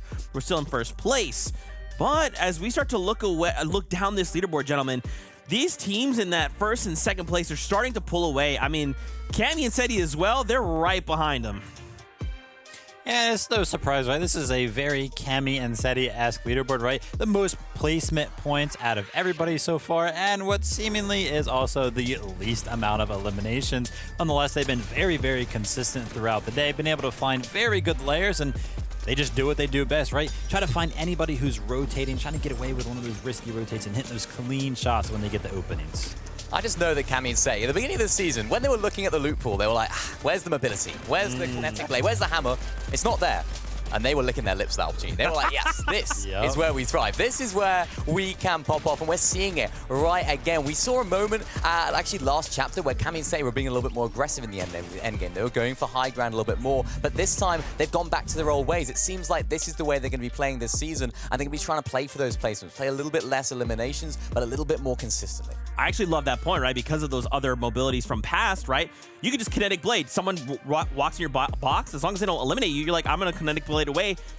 That's it. You've wasted all these resources to get in my box, and you got nothing. For them, they're like, we're in a box now. You're with us.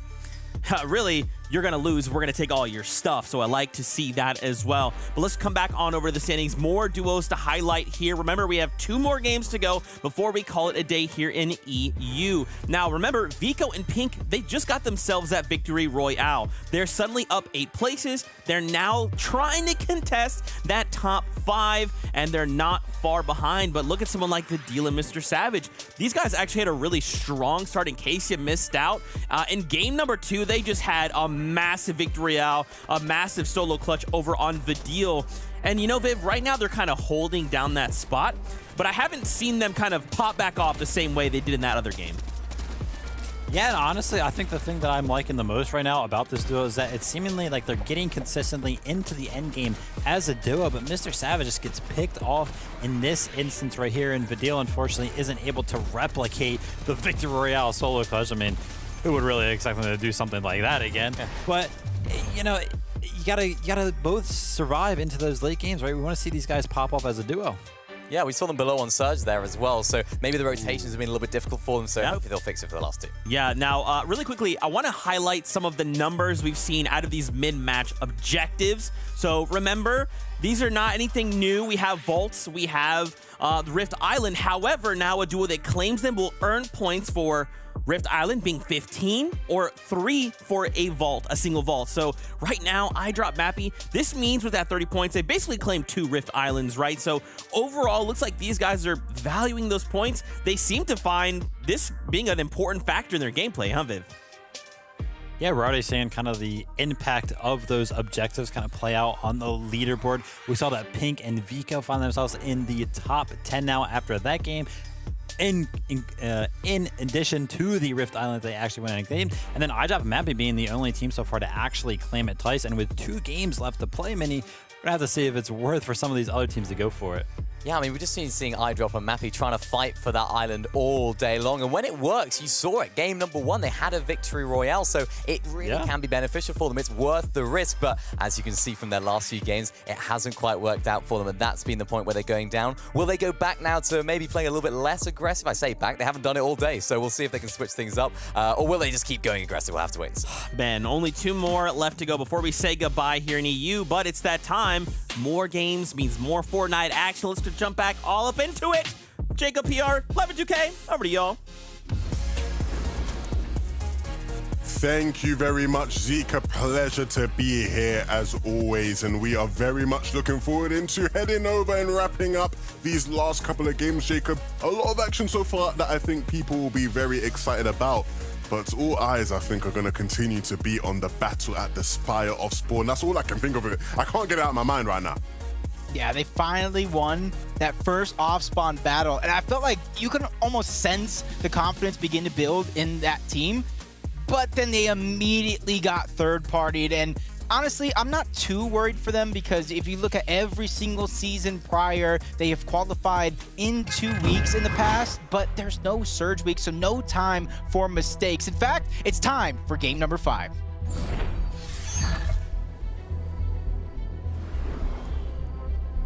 An opportunity to solidify your spot in the standings heading into that last game and really perch yourself up into prime position to finish the day. You just have to be the ones to take it.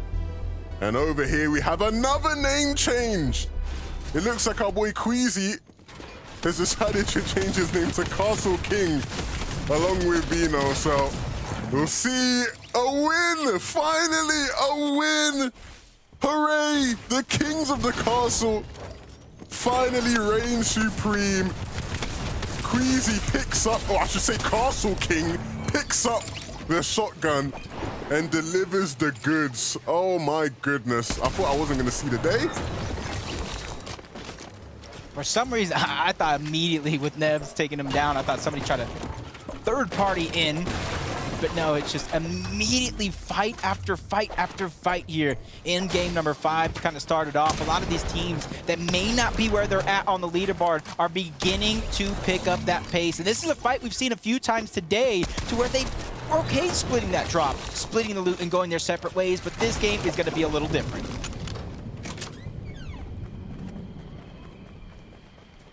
I'm sorry, man. My mind's still on King of the Castle and Castle King. Why did they have to change it? I don't want to have to call them that all season. Why did they have to change their names? Oh well. At least they're the kings of the castle, eh? Fire. For now. Fire, bro. Trying his best here off spawn. But Zestful and Super Eye gonna do their best to shut that one down. And shut it down they will. Every single time when these fights finish, I immediately look into that mini-map, and there goes Mariah just trying to put the shots in, but needs to be careful. Needs to be careful what he takes him out. Nice and easy. Yeah. Super Eye was trying to revive. He was trying to revive Zestful, but Mariah just said, nah, bro. It's over for you. Instantly getting that loot. What do we got? Ooh. Nice legendary combat SMG, but show them 11, and they're laughing, are slowly sneaking up. Hopefully their laughs aren't too loud so they can be heard, but that's neither here nor there, because immediately he takes the rift and tries to reunite with Hero.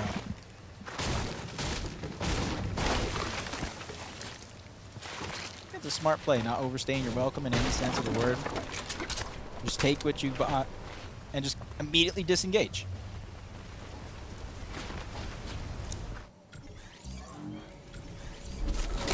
Some off-spawn battles. It's not an FNCS without Giras fighting off-spawn in the north side of the map, is it? And making quick work of the fighters. So Scram quickly out of the lobby. And QB followed up as well. Giras feeling it right now. That's a couple of battles back-to-back already won. As Thomas is just trying to save as many of those heals. Go for the trades and what you're used to here at Rift Island and kind of go from there. If you kind of see the materials already, they're stacked up. Racetrack, even though it may not have the best loot overall, I think it is one of the best drop spots that isn't a named POI here on the map.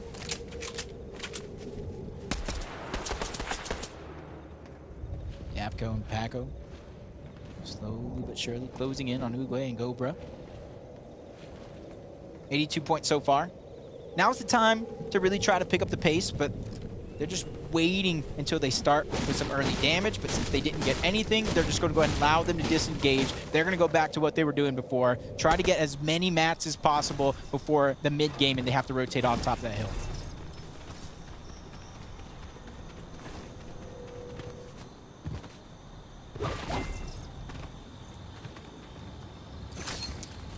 I feel like this stat right here, setting Kemi have averaged the fewest elims per game among teams with multiple top 10 finishes in weekly finals.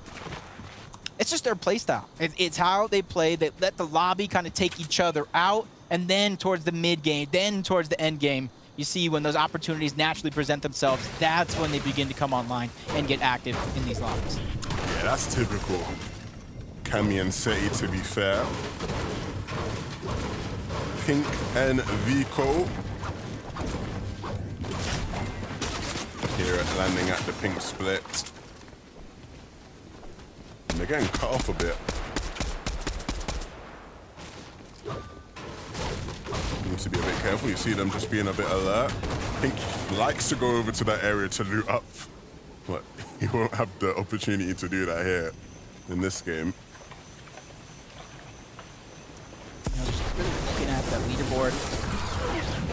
these last couple of games, a huge amount of where Vidil and Mr. Savage are currently positioned on the leaderboard really goes back to that clutch from Vidil.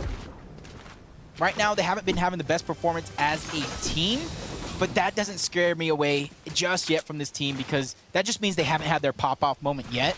And this players, or this full team, both Mr. Savage and Vidil, have so much potential to pop off as a full team. They're just getting warmed up as individuals.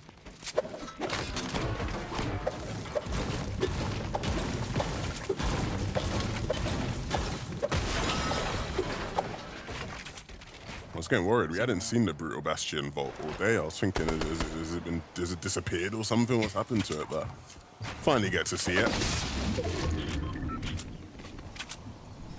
Still luck of draw in these situations. Looks like this third-party team is going to be one of the first ones to try to rotate away. Cade and Deox. I don't even know if they know Cheapo and User are here, because if they don't know they're there, this could be one of those moments before disaster strikes type situations where User and Cheapo might be able to get a beam on Diox and Cade.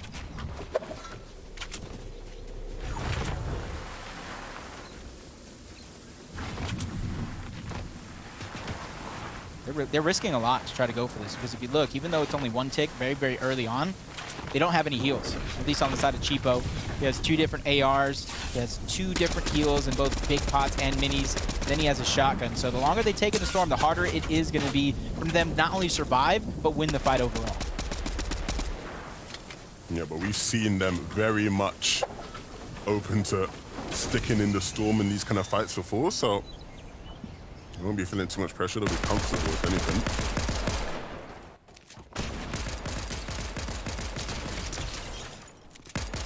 Good shots there.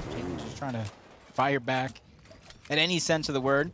Flunix deals a good amount of damage, but you even see some other teams. Skrill, Blue Fire coming in. Twee and him are going to end up in the same box, but now they're just surrounded and hounded. I wonder if anybody even knows that third team is there. Wild Wasp coming out as well. Just trying to funnel them into one direction or another.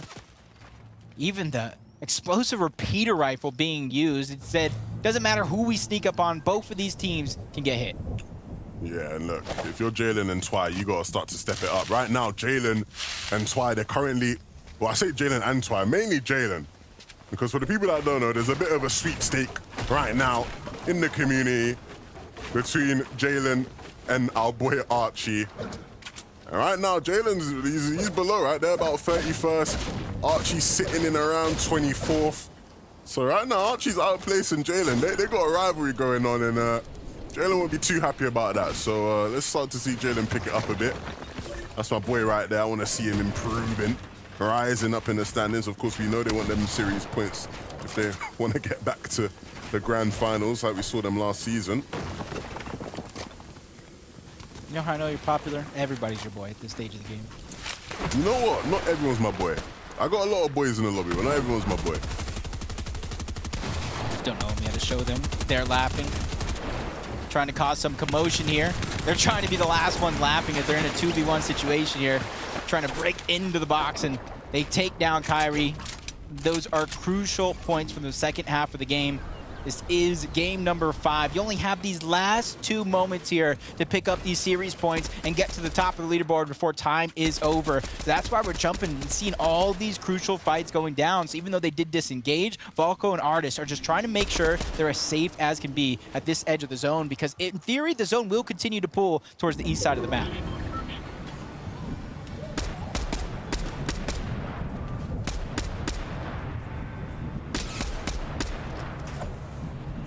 Back over towards Mega we go, and typical Mega gameplay here, where players chill in their bases, look for tags, some spare shields, gonna be somewhere down there, either in the base or in the building.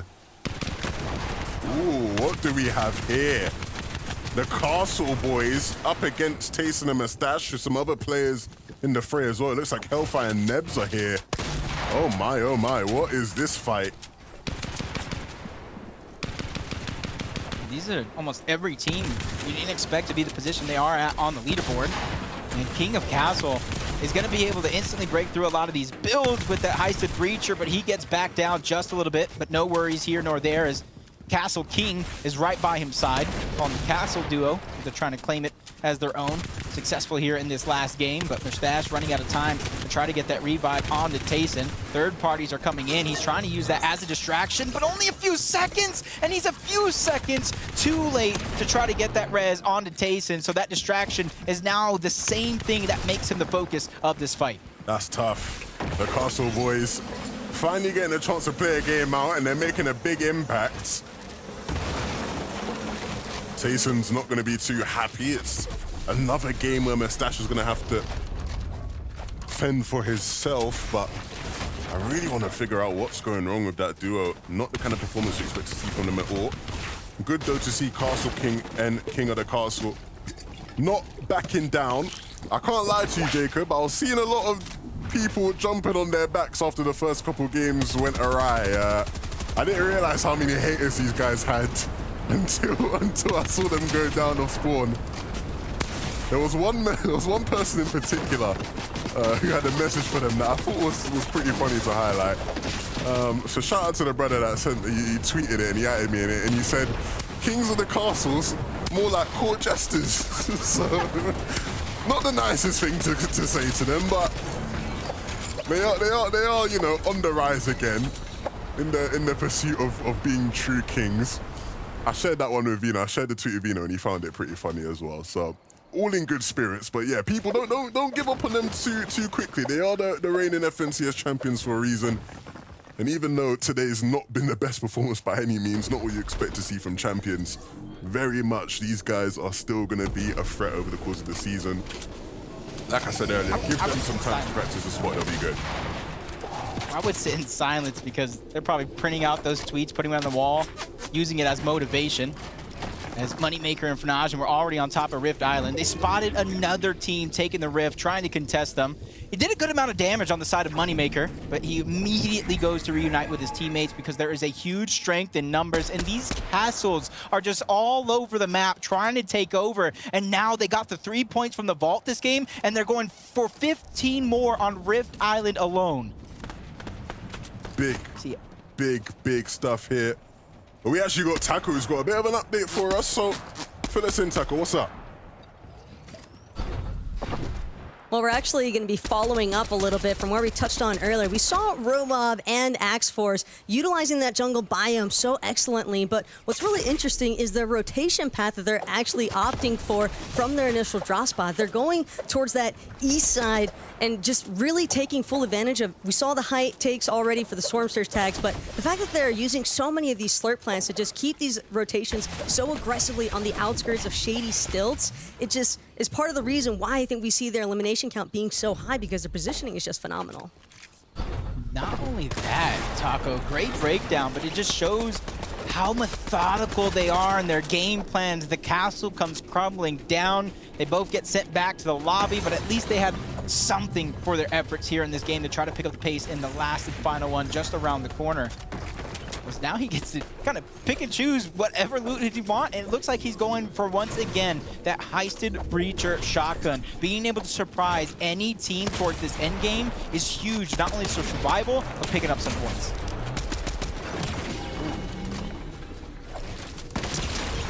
First shot was big. The second one was bigger.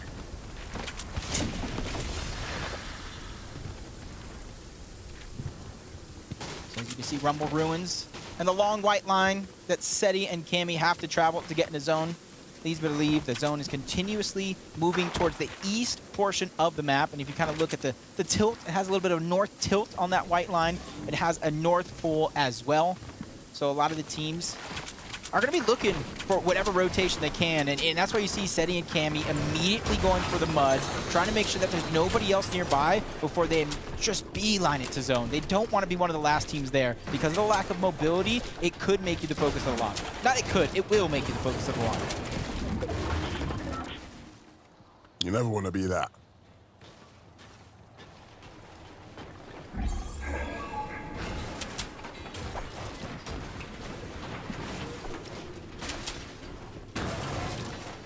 Every piece of loot going to Fanaj and Moneymaker. Even the vault on top of Rift Island, which has already been captured. 188 below the threshold, though. Definitely looking for anybody that is on this rotation, but since they are in zone and it's going to pull away, they might be looking to wait for the zone to close and try to pull away, but then they're going to be taking so much damage to Surge. So they have to be getting proactive. They have to be trying to get aggressive here and find. They just can't settle for nothing, because otherwise they're just digging themselves into a hole. Yeah, and this is the time to do it, right? Obviously, this game and then the next one, and then that's it, right? Then you're sort of heading back to the drawing board, waiting for next week. Nebs and Hellfire had a very hot start to the day. Of course, double-digit elimination, second place was a game where they really strutted their stuff, but we want to see more from them throughout. Norksy in the midst of a battle here on the island, and Moneymaker's trying to do the best he can. A cone above his head is going to be nice to try find some control, but isn't actually able to replace the ramp and get the shot through, so will amount to nothing. But still picks it up. Nicely done, Moneymaker. Picture perfect, and you're seeing how smoothly he's moving in and out of these builds thanks to that breacher. Basically one or two shot the majority of them. Now they're on the hunt for that last player as eye drop and Mappy just pick up the elimination on to Diox. And you even see Archie still in the game along with Dipsy doing a good job. And I think everybody's just happy with how this performance on the day has been going. Archie's still up. That's my G. I love that. Look, look, before the serious crunch time comes, yeah, I don't know if we'll ever get another chance to really highlight this, but I remember last season, yeah, Vino and Archie played a performance evaluation cup, and Vino and Archie won. And everybody said Vino's just carried Archie, you know, Vino's the best. How's he carried Archie to a win in a tournament with money on the line? All I'm saying is right now, Archie's outplacing Vino in an FNCS weekly final. It's not every day you get to say that, so who carried who is the real question we got going on now, isn't it? That's gonna be all over. That's probably gonna be all over at the end of this one. The truth finally comes out. Of course I say that and he goes down, man. It was fun while it lasted, Levin, let me tell you. Oh no. Come on, Archie, you gotta back yourself after I say all that. I'm talking trash for him, and he's not backing up. It's all good though. It's always good to see Archie out here, and of course, I am just playing around. Let's see, where is Archie? Currently positioned on the leaderboard. Going into this game, they were roughly, I do believe, still in the top 10. Maybe they kind of bounced out, but they still have one more game. They still have one more game. They're actually 24th going into this game. They have a lot of time to make up, but if you look at the leaderboard, they can still burst up a lot of placings with one well-placed game in the last moments here. But 125 above the damage threshold. Botshot Mixon remaining proactive in this situation. You don't want to even fall close to below that damage threshold in a lobby this stacked. Yeah, it's really starting to get to that crunch time, right? We're going to have to see players like Nefrizzi and Lusher start to get a bit more desperate. Looking to outhill for now, but really got to start thinking about how and where you can deal any sort of damage to get yourself up above that threshold. Because you don't want to leave it up to the luck of the lobby. Rotation. You can see they're not really wanting to use that Rift because they still need to look for damage when it comes to the Storm Surge. Plus, they want to look for that fallen loot. Their loadout is looking rather empty in this situation. Spotting any teams that might be falling behind. Even looking up for that Rift because Storm Surge, they're even falling deeper and below that threshold. Luckily for them, he did find some minis to try to get himself back up to shape. But there's only so many and only so much time you can use to try to out-heal him.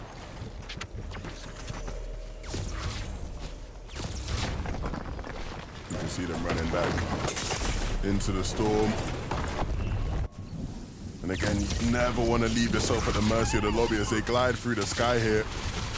There's not going to be an opportunity for them to deal damage as they're gliding through. It is just going to be their doom, their demise, and so that will be the end for them. Can you imagine being that team that's just boxed up and you just looking up? Oh, it's raining loot.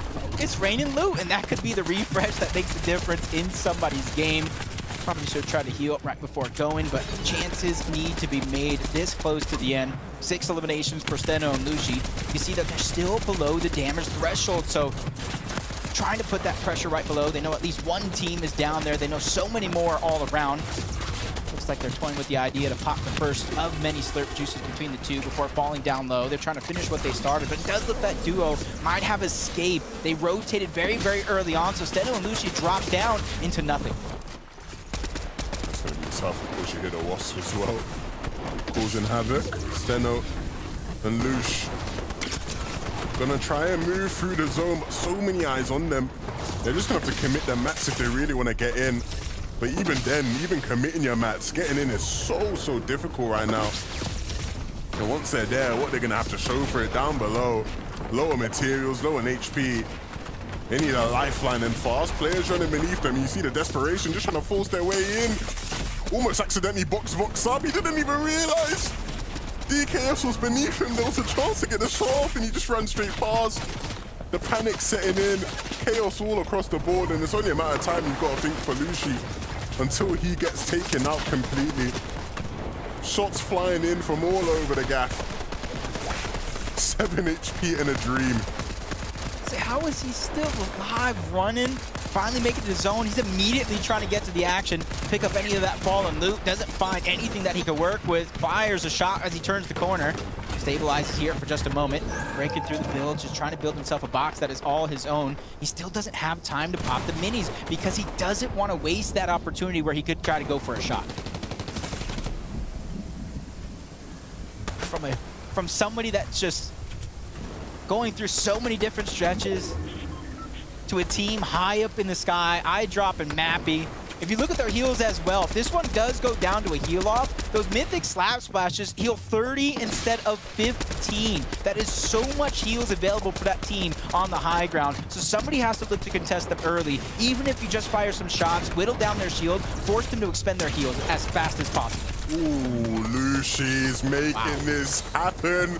He's keeping the dream alive for his duo. Needs to be careful. There's a player right there. Elevates appropriately and well timed.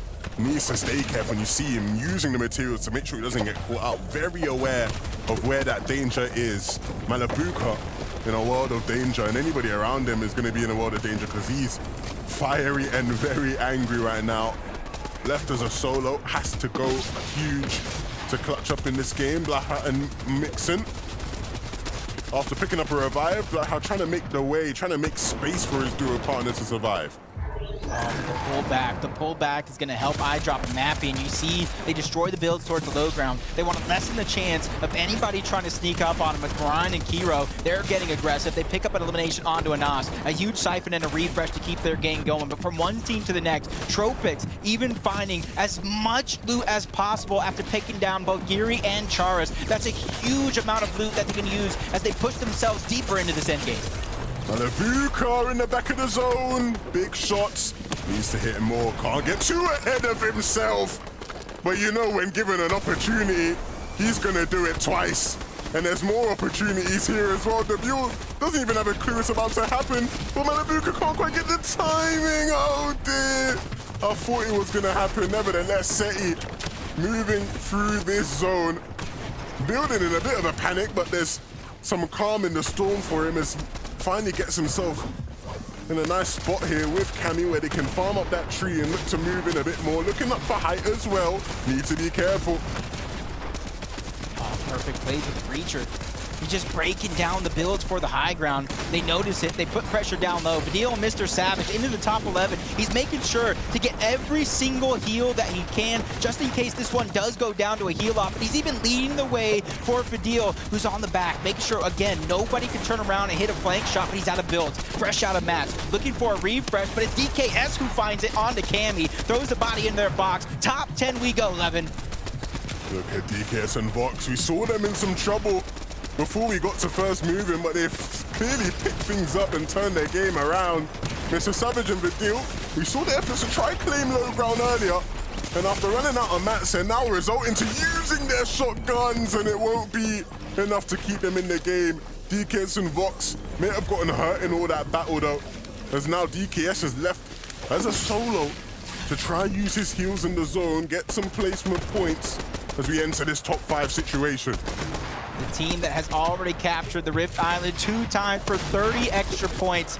They already have a huge victory on the day, and they're looking for a second one. They have full control, but DKS has a solo. This is his chance to stagger himself outside. Slurp Juice being popped, but one splash left, so he's looking at every single player that was taken down before him to see if there's any heals that he can use. His eye drop, Mappy still taking control. They drop down, another elimination, but he turns, he burns, take down eye drop. Vanazen trying to put the game on his shoulders, but there's still so many heals going down towards the high ground, and it comes down to this, a 1v1 situation. Karmi, he has the low ground. Mappy, he has the high ground, and he has 7 mythic slap splashes. That is 210 possible heals. You added the med, he found more slap splashes. Mappy has the luck of the Irish on his side when it comes to heals, but Karmi, with the little bit that he has left on the med miss, he's trying to figure out how much time he has left, but it's all out. He is fresh out of time, but he's headed through another med miss. Where are people finding every single piece of these heals to try to heal off? But Mappy, once again, those slap splashes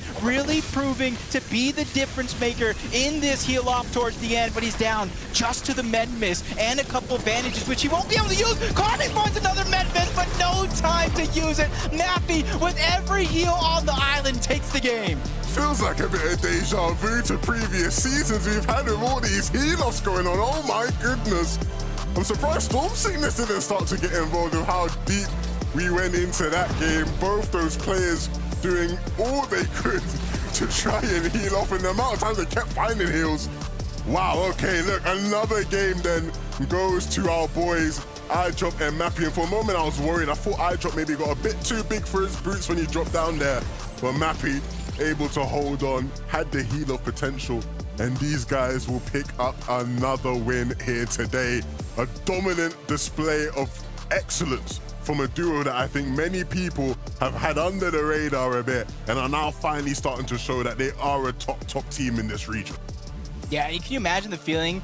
Him just healing off with every heal. Why isn't this guy down yet? And then Karmi finding every med miss. How many heals does this guy have? The amount of stress both of those players just went through at the very end is the same stress a lot of these players are probably going through right now looking at the leaderboard. But we need to see who's in first place, who's in our top 10. Zeke, let us know. You know, guys, for a moment there, 11-2K said a dominant performance of excellence. I thought they were talking about themselves there.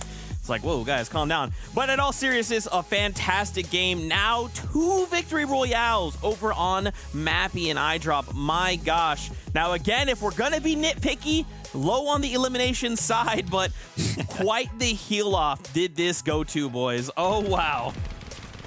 Yeah, it went for a while, and listen, this is one of those classic high ground games. I feel like we've seen pretty much the same thing every single game. Whoever's on the high ground pretty much just has a free ride throughout the rest of the game. They have so many heals up there, but this one in particular had a bounce back, so Mappy and iDrop were actually able to use old builds in addition to the fact that they went into the first moving zone with 100 builds each. How they managed to get to that position and only use like a total of 100 builds to get there is another question to be asked.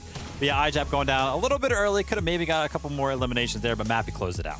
Yeah, this is exactly what I wanted to see from this team. I wanted to see, can they perform without the aid of that Rift Island? They didn't get it this game, and guess what? They're still on high, they still won the game, and they still have plenty of heals left at the end. It was so close there at the end for the heal off, but so well played for them throughout that game. Yeah, I guess that Rift Island from games ago, right? They were going to be on high ground either way. It just helped them be that much more dominant on that high ground. But hey, even without it, they're rocking it. Let's take a look at our standings. So do keep in mind, we have one more game left to go here on the day. And of course, we're playing for series points after the day. Wherever duo ends up, we'll put points on another leaderboard. But right now, Robob, Kebab, Axe Forge, we've seen these guys. They finally did overtake that #1 position. And now for 2 games in a row, they've held it there. But Vivid, Cammy, and Seti are right behind them. What can this duo do to really bring the heat in this last game? I mean, it's just got to be more eliminations for them. Right now, they have 28 total over the course of these 5 games. They're averaging more than 5 eliminations per game, and that's what's keeping them on top of the leaderboard. So really, I just want to keep basically saying the battle of Robob and their eliminations versus, you know, Seti and Cammy and their just placement point style. Yeah, play some points is what it's all about for them. But of course, Robab and Axos, they're doing so good with eliminations. These final clutch eliminations to get the Storm Surge damage was absolutely vital for this team, albeit not the best game for this team, of course, going down there at 15th place. So they definitely need a little bit of a better game to clutch up. But what is that, 5 points difference between the two of them? It's really looking close for Cammy and Say and Robab. It's going to be close. It's terrifying, and I love that Vivid brings up the good point, right? We have two separate styles happening. Robab and company, they're looking for eliminations. Seti and Cammy, they're looking to say, how close to that victory royale can we get, right? And just a couple of the games so far today, we've actually seen them with more eliminations that we're kind of used to seeing, right? Normally, it's like they'll end the game with 2, maybe 3, but they're still trying to find that balance, I feel like. Vivid, would you agree or disagree? Oh yeah, 100%, right? And that's what Fortnite's all about, especially when it comes to, gathering up points. And now we just have the mid-match objectives that also need a little bit of extra balancing to make sure you go ahead and get a couple of those. But speaking about balance, right? Cammy and Seti, they've had some great solo clutches on the day, and I really feel like they found their stride in that mid-ground layer in almost every single game. Yeah, they're doing a great job, and even making their materials and their utility last into the end game. And then when they need that refresh, they're actually fighting on the backside of zone. When everyone else is struggling to find their way into zone because of the less or the no mobility that's in the game right now, they're actually able to find a lot of those stragglers, which don't have the materials, that don't have the heals, and of course don't have that health. So it's such free refreshes, free eliminations for them, and they're doing great. Yeah, the duo is so surgical when it comes to because a lot of times you look over and you're like, how they have no eliminations? How do they have all these materials, all these resources? It's because they know exactly what they're doing, right? Every little thing is planned out until those final moments where they either go down or they're going to get as far as possible. Now let's take a look at the standings one more time. Remember, only one game left to go, so duos really need to bring the heat if they want to slam more points on those series point leaderboard. I drop Mappy. Remember, they now have 2 victory royales, and after that second one, they will jump up 6 whole places, looking to try and end the day in top 3. Is that possible? Do you think that could happen? Oh yeah, 100% right. We've seen them claim the Rift Island multiple times, multiple VRs on the day, right? So they have already proven that they can pretty much get the 2 things in Fortnite right now that are worth the most points. So if they can combine those 2 together in this last game, then they'll for sure break into the top 3. Yeah, definitely. I feel like both these players have sort of struggled to find their duo partner in history. It hasn't really been the best showing from them with different teammates in the past. But now, once they've come together, iDrop and Mappy forming as a duo, they just seem to come out in a different sort of way, a different beast, if you like, when they are paired up together. I'm loving the way they're playing. They're playing so bold, so risky, and at the moment, it's paying off. I love this too because a long time ago, one of the conversations we had with Monster Deface and one of our casters is sometimes players do well in seasons because the seasons favor their playstyle, right? And so I feel like for this duo, this season is really catering to what it is they're looking to accomplish. But this is it. It is that time. We've gotten word. The final bus here from EU is here. It is ready for us to go. So for the last ride, 11-2K, Jacob PR, over to you. Thank you very much, Zeke. It has been a pleasure to call these games thus far. What a start to the season it's been right here in EU FNCS, Jacob. So much going on, so much I didn't actually expect to even see coming into today, but definitely has been entertaining for sure. No, it definitely has. And if you think about last season, how week 3 went to close it out because of Surge Week, some of these teams might not have that easy road, and week 3 might be a whole different ball game, but that's in the future. We're here. We're now. Game number 6 is about to start underway, but are there any big names? Is there any people, any strategies that you're looking at in this final game? Look, all the strategies have to come out now. It's your last chance here in week 1. Game number 6 is ready.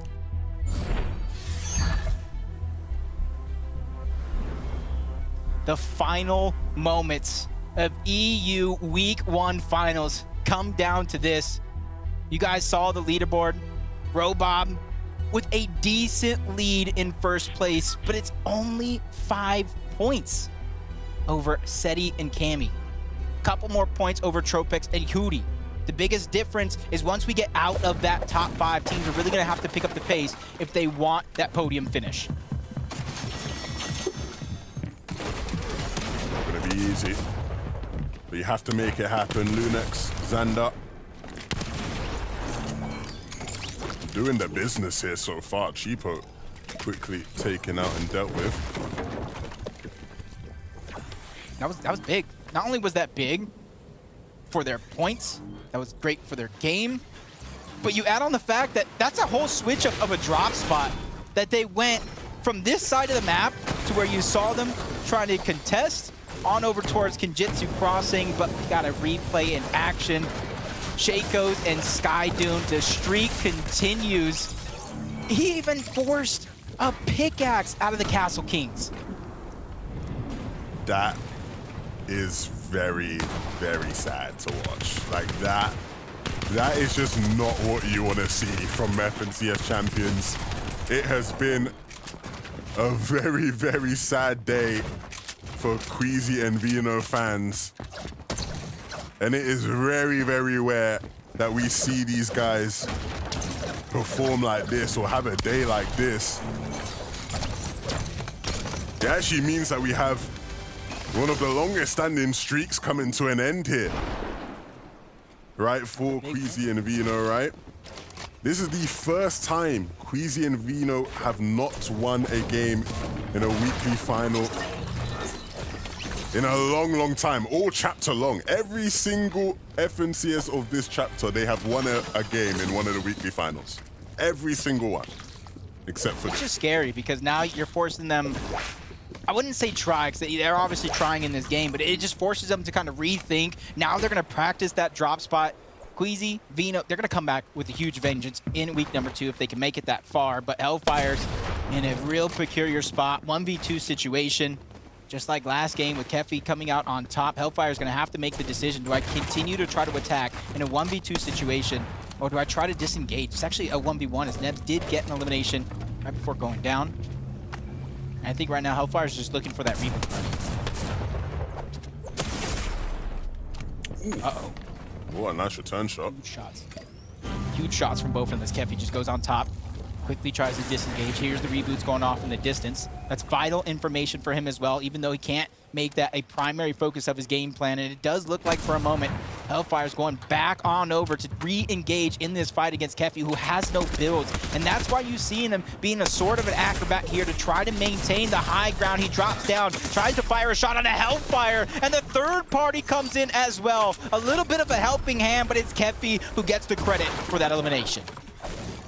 Almost had a bit of a blunder there as well, right? Because afterwards he started getting shot from a distance and he couldn't build. Eventually was able to cover himself, but good job to Kefi for winning that battle out.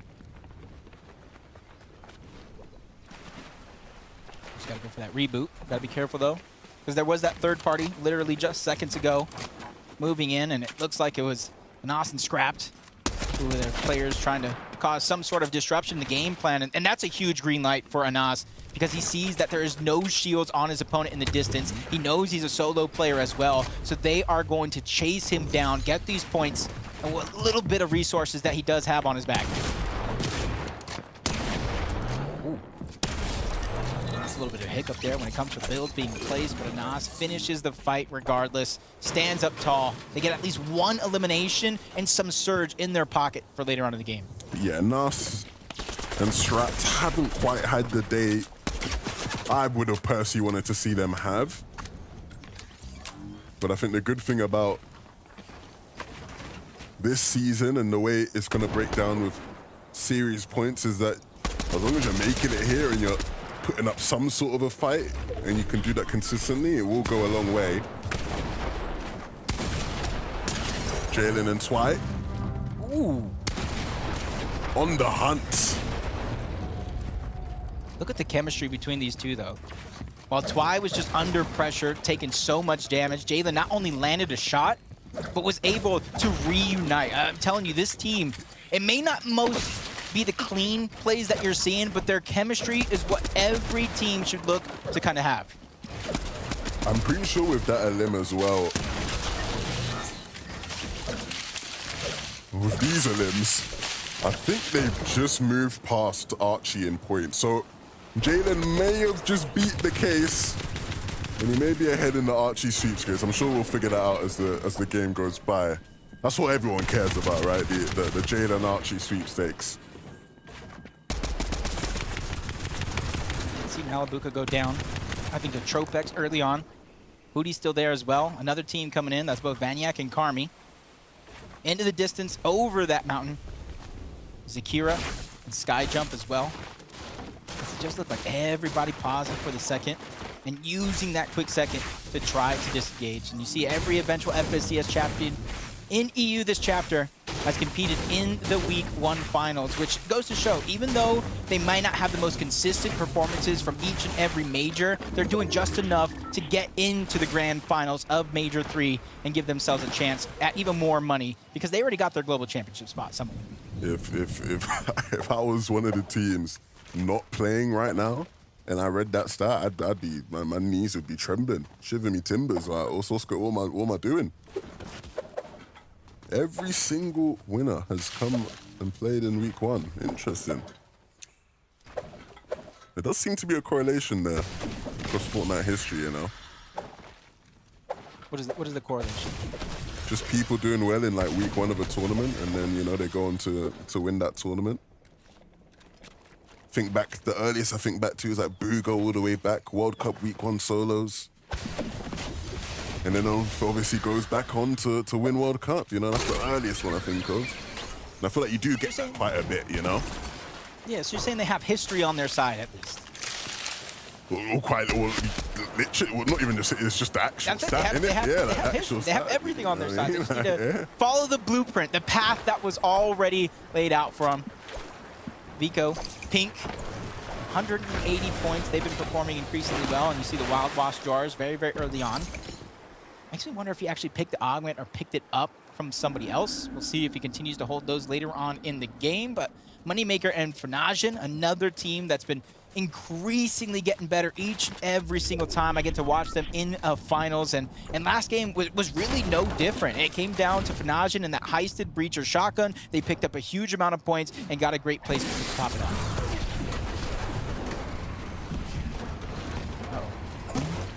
It's not your cash. So that was sneaky. That was actually sneaky. The reason why you hit those, any of the plants, whether the explosive one or the stink bomb one, is they always go in directions of players. So as they saw it go in that direction, he could kind of guess that maybe there's somebody there, depending on which trajectory he actually hit it in to start. Always thinking outside of the box. I like when we finally see these weekly finals roll around and a lot of the strategies do come out. Question always is, don't want to use it too early, right? That's what people always say, but I'm with you there. I like people putting out what they've got to offer just to secure, right? Especially because we know, like, with this season, you just want to be going for your best performances, you know, week in, week out. It's not a matter of having one good week and that secures it for you. I feel like you need 2 good weeks and then a decent third week. Doesn't have to be in order. So if you're going to have your kind of lackluster week at the start, it just means you have to pick up the pace in the next 2 weeks. But with no surge week this season, it's really going to test a lot of the mental game, realistically. Because depending on where you're at after 2 weeks, and you have to go big in week number 3, you got to have that composure to kind of top it off. As Cammy and Seti traveling through the new jungle biome near Sun Tzu Lagoon. I think the one thing it will definitely affect is people who like to switch up their duos, right? We often see it in a lot of seasons going into week 3, people just switching things up as a last minute sort of hope to try and make things work and qualify. But you can't really do that, in theory at least, of how things we expect to play out. Oh, Malabuka! I really thought he was going to do the 1v2 there. Unfortunately, that will be the end of the ride for Malabuka and Thomas, who, again, considering how well they did in the previous round, haven't quite lit the world on fire here today. And I think you can just sort of say that for all of the big names in EU, really. The likes of Malabuka and Thomas, Taysom, Mustache, Queasy, and Vino, of course, right? These are the people you expect, the blockbuster names, and hasn't quite been blockbuster days for those teams. Only one really that's showed up in that sense would be Seti and Cameron, right? In terms of the headliner duos in EU. And the thing that I just look at it too, it just shows like the whole region, not just the top half of the region, but all of EU is just strengthening their skill. They're just getting better each and every week.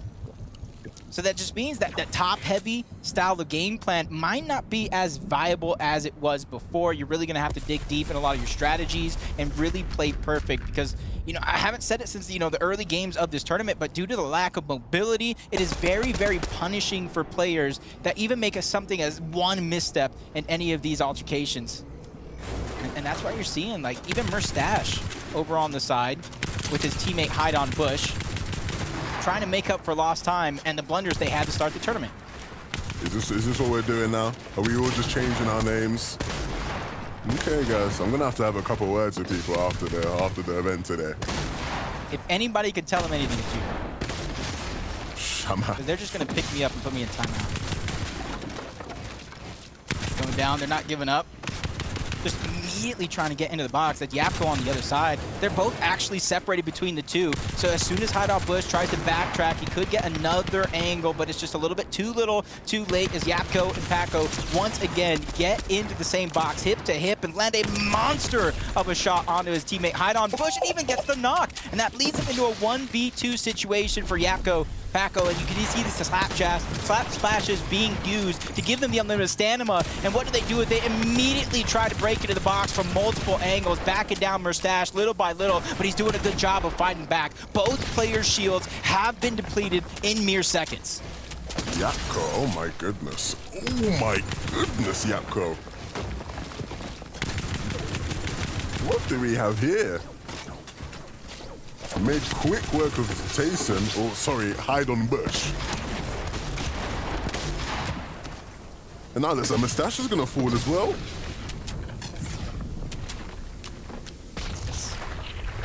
Shaky for a lot of these situations if you're looking to try to have a comeback performance here.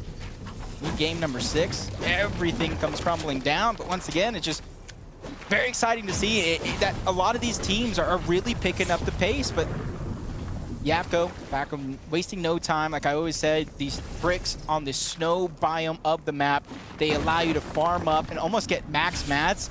And I think the fastest I've been able to do it is just 4 different bricks, get max mats. Yep, very fruitful in this area of the map.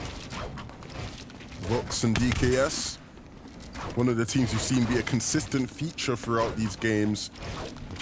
It's interesting, right? Because we always see them in situations where in the mid-game, they look good. They have a decent setup.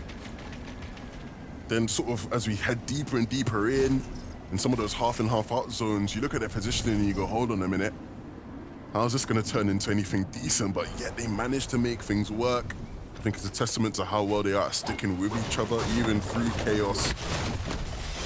And that's why they're currently sitting in that top 10, 7th place right now and looking to climb even more.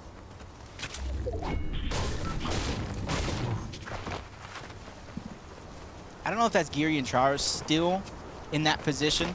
You kind of see him almost in the center of zone. One of the few teams there, the Purple Arrows, they already have high ground built into that position. They already have mats. They can build it even higher and block anybody from crossing their path.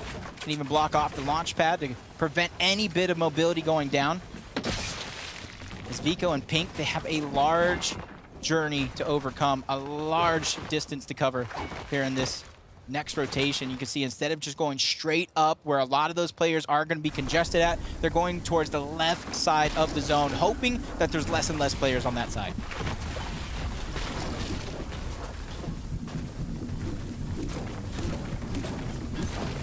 That deal looking good. One flopper though in terms of getting the HP back. You think they bought the clicks bundle? I just see Vidal and he has the cold snap pickaxe. Would you buy it? I already did. Fair enough. Personally, I'm just a fan of the 11 2K Taco Time bundle, personally, but you know. I've been had that one. Respect. Behind Mixon. Way above on Surge and looking tight to that tally as they take shots. And that player gliding through the sky. I think that was for Nayan as Moneymaker is now trying to get over to his teammate and help him out.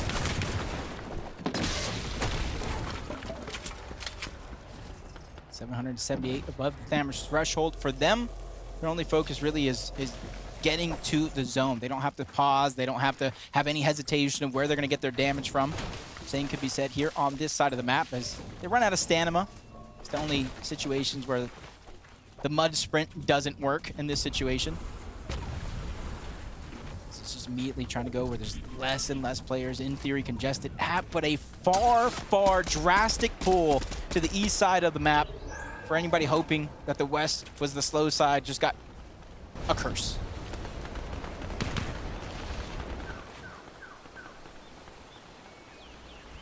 Robot by him. He's been by himself for so long. If they are going to win EU Week 1, it's off the back of Robot himself, literally. Yeah, these guys have been solid. Proper did not expect them to be as good as they have been so far. Robot there, I think it said 20 elims. Not too shabby. I like his patience. Striking when the timing's right. I don't know if he didn't get credit for that elimination, but that's a good amount of damage in terms of Storm Surge, especially when you're a solo. A solo in first place at that. Replay of Mr. Savage and Vidil so far out of zone. It gets a nice refresh, which is going to allow him to save that med miss for later on in the game.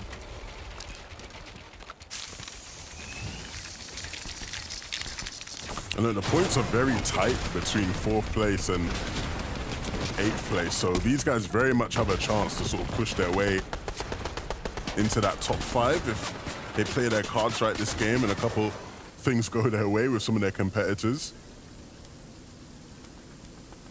It's like 11 points between where they were positioned at the leaderboard to start the game to just outside of that top 3.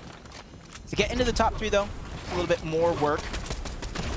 Try to make that come to fruition. About 40-something or so points. Don't know the exact math there, but definitely as long as you know the goal that you have to achieve, you can at least realize if it's possible in motion. Orion does go down.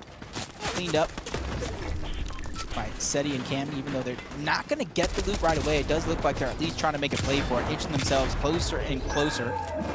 Getting a little bit of loot to the start, trying to break to the build, but they got just enough from what they were looking for before they disengage into a safer position. This is the Seti and Cammy classic. They try to go unnoticed through the majority of the game until the late game in which they come online.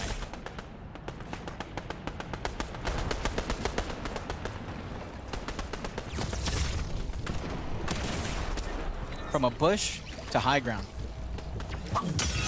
Still down on Surge. He has more than enough heals. Wild Wasp trying to displace him out of his position on that height.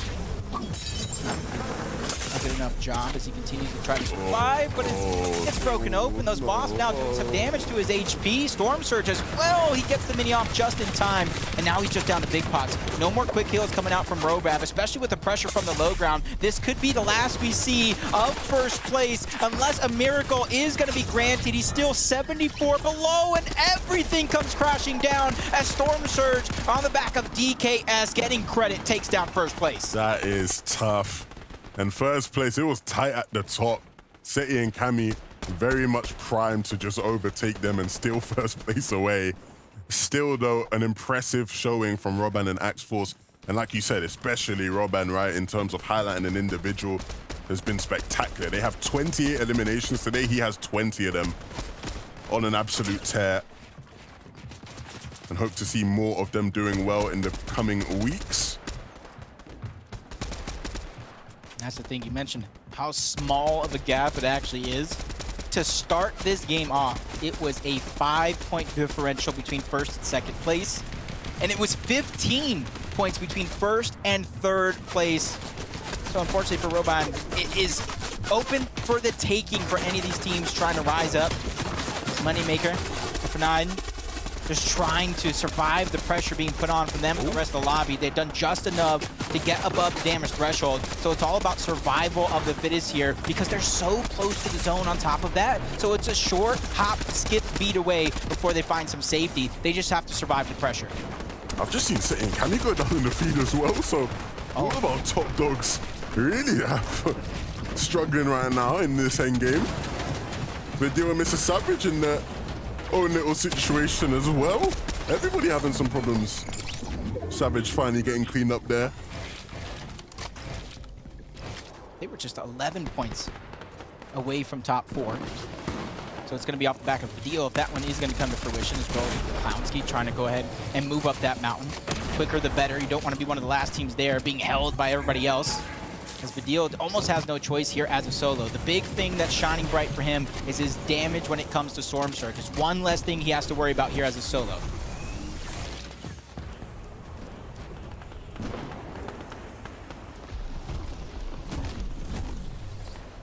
Well, well, well. Look at that mountain finally coming into play. That's QB waving his flag at the top of that one, claiming it as his own. But Mappy and iDrop, they have 2 VRs on the day. They already have an elimination. And we're going to quickly show a replay on how he even picked up that elimination while moving toward the zone. Tough. Ram, so he knocked on his door like Halloween and got all the candy in the world. iDrop and Mappy looking very, very good. And if they really, really want to show what they can do to the rest of EU, they could very well go on to get a 3rd victory royale today and pick up half of their games. What a story that would be for that team. And that's how you get a refresh and move in zones, ladies and gentlemen. Right now, going to this game, first place was at 253 points, so they're 3 points away from claiming that top spot. And as long as they can stay alive, the next person to start the game was down from themselves 36 points. And that was iDrop and Mappy, who are in prime position to try to pick up the pace here late in the game. They just need them to go down as Blatcha and Mixon going to lend a helping hand, taking one more team out of the lobby. Huge refresh, but when it comes to the mats, they don't have very many hard mats. So their name is Tropix. He lost Hootie. Now he's by himself with everything relying on this, and he goes down. Our top 3 are down and out of our final game. This is not what you expected going into Game 6. You would have expected all the teams who have been doing so well throughout the day to just roll through in the last game and almost have some sort of a victory lap. Well, unfortunately, that's not going to be the case. It's going to be up to all the teams beneath them to start fighting, hustling, busting, moving their way up in the standings. Pink very much wants to add himself to that list, but it is going to be hard without Vico to play by his side. He's used to leading the charge, but he needs someone bringing him those materials, getting those refreshes. But now he has to bear all that responsibility on himself.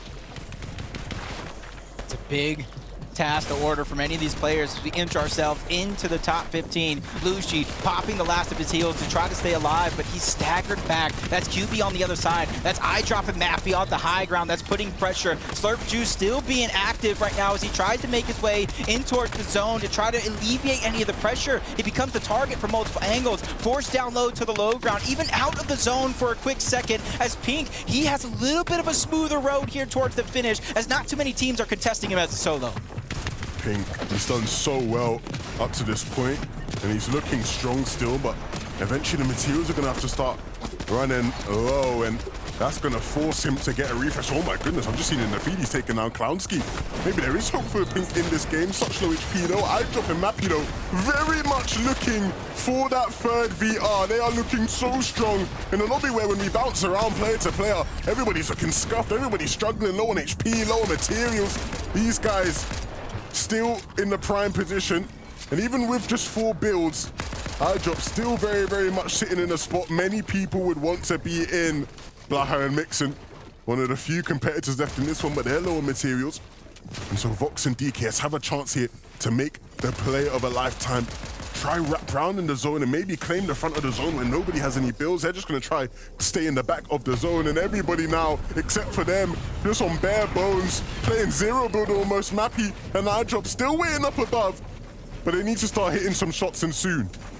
You gotta be careful though, because the timing of those players slowly but surely floating down could be what does them in the end. Wild Wasp being thrown up, iDrop and Mappy being forced down, and now that's a quick elimination onto DKS. Back to back, they're looking for the second one as it does get cleaned up. They move themselves into the final 4, and that's what you call thinking outside of the box. When players rift above, they just go below. iDrop and Mappy have been sensational so far today, and this could be the victory lap for them. But Blatcher and Mixon are here to spoil the party. One found there, and it's all up to Mappy now to try and make the heal-off happen again. We saw this a couple games ago, and a chance now with the Medmis Do Blaha and Mixon have the heal up potential though? It doesn't really seem like it. He's gonna start to run low, and so Mappy will secure it. A third victory royale for iDrop and Mappy. Mixon and Blaha did such a good job. You thought they were gonna steal it away, ruin the party, but Mappy was ready and waiting with the med mists.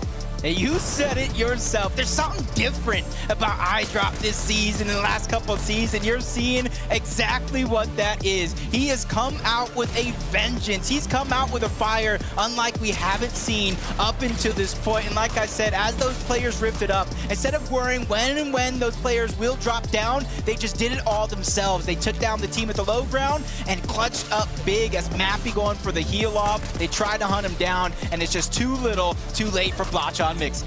Wow, what a performance for those two. I don't know if I've ever told this story. I'll try to tell it as quickly as possible. I remember last year when iDrop was playing with Juriki, and Juriki was potentially going to leave him and drop him. And I remember asking iDrop, what are you going to do? Who are you going to play with? Who would you want to play with? And he said back then, I'd love to play with Mappy. And to see a year later what it has been with him playing with Mappy and how good Mappy truly is. He saw the vision all that time ago, and he's paying it off right now. A phenomenal performance. 3 VRs from a team in the first week of the qualifiers. You definitely do not see that often, Jacob. Yeah, so many teams in this Week 1 finals invested so much into their duos. They invested so much as a team, and let me tell you, it has paid off strong. But we saw during the course of that last game, our first place went down, second place went down, and third place shortly followed. So first place is up for grabs, and only our analysts can break it all down to let us know who won Week 1. Well, first off, a huge thank you to Levin, 2K, and Jacob PR for casting 6 games for us today in Europe. My, oh my. 3 victory royales from iDrop and Mappy. And let's just be clear here, no other region has done this. No other region has had a duo that has gotten themselves 3 victory royales. My, oh my, they are making a statement. I kind of touched on this a little bit at the beginning of the show, but there's a lot of duos that they're really trying to make that global championship spot. And some of them are treating this as if it is globals already. And I feel like, Vivid, this is a duo that is just doing that. They are treating this like it is now. Like they are the ones aiming for that #1 spot after everything is said and done. The high ground strategy from this duo is looking clean, and I gotta put a highlight on the way that they really closed the game out. We went towards Rift Island. There was a rift on the ground, and players were floating up above them, so they were kind of in this like zone where they were in a 2v2 towards the end, and that low ground team ended them shooting them out. They went ahead and took the fight, and then ultimately that team that was in the rift ended up landing above them, but there was a solo alive, and as soon as that solo went ahead and engaged that high ground team, iDrop went ahead, created a distraction, and Mappy just ran away, had all of the heals that we've seen them had time and time and time again today, and ended up paying off in this one. I mean, 3 victory royales in 6 games is absolutely insane. And I think I kind of know the reason why. Queasy Veno, where are they? They're nowhere to be seen. There are Hype Kings on Europe, and they haven't made a single endgame today. So it almost begs the question, is iDrop and Mappy the second place height dominating team? I think they are. They've proved it today. If Queasy and Veno aren't in the game, look up, because it's going to be iDrop and Mappy. Which is crazy, because remember, the duo decided at the start of the day in Game 1, they were going to take everything they've known, everything we've known, and just toss it in the air, right? Going from Kenjutsu Crossing over to Secluded Spire. They decided, hey, we want to change it up for the day, and it cost them. But for iDrop and Mappy, hey, they're like, sounds good to us. We'll be the kings of high ground.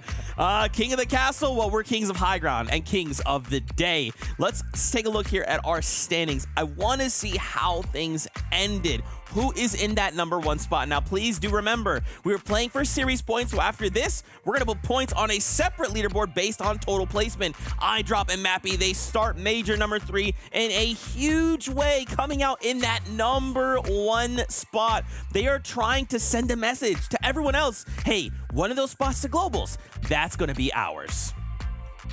Yeah, I mean, listen, most points on the day is going to be putting them in #1 spot, obviously.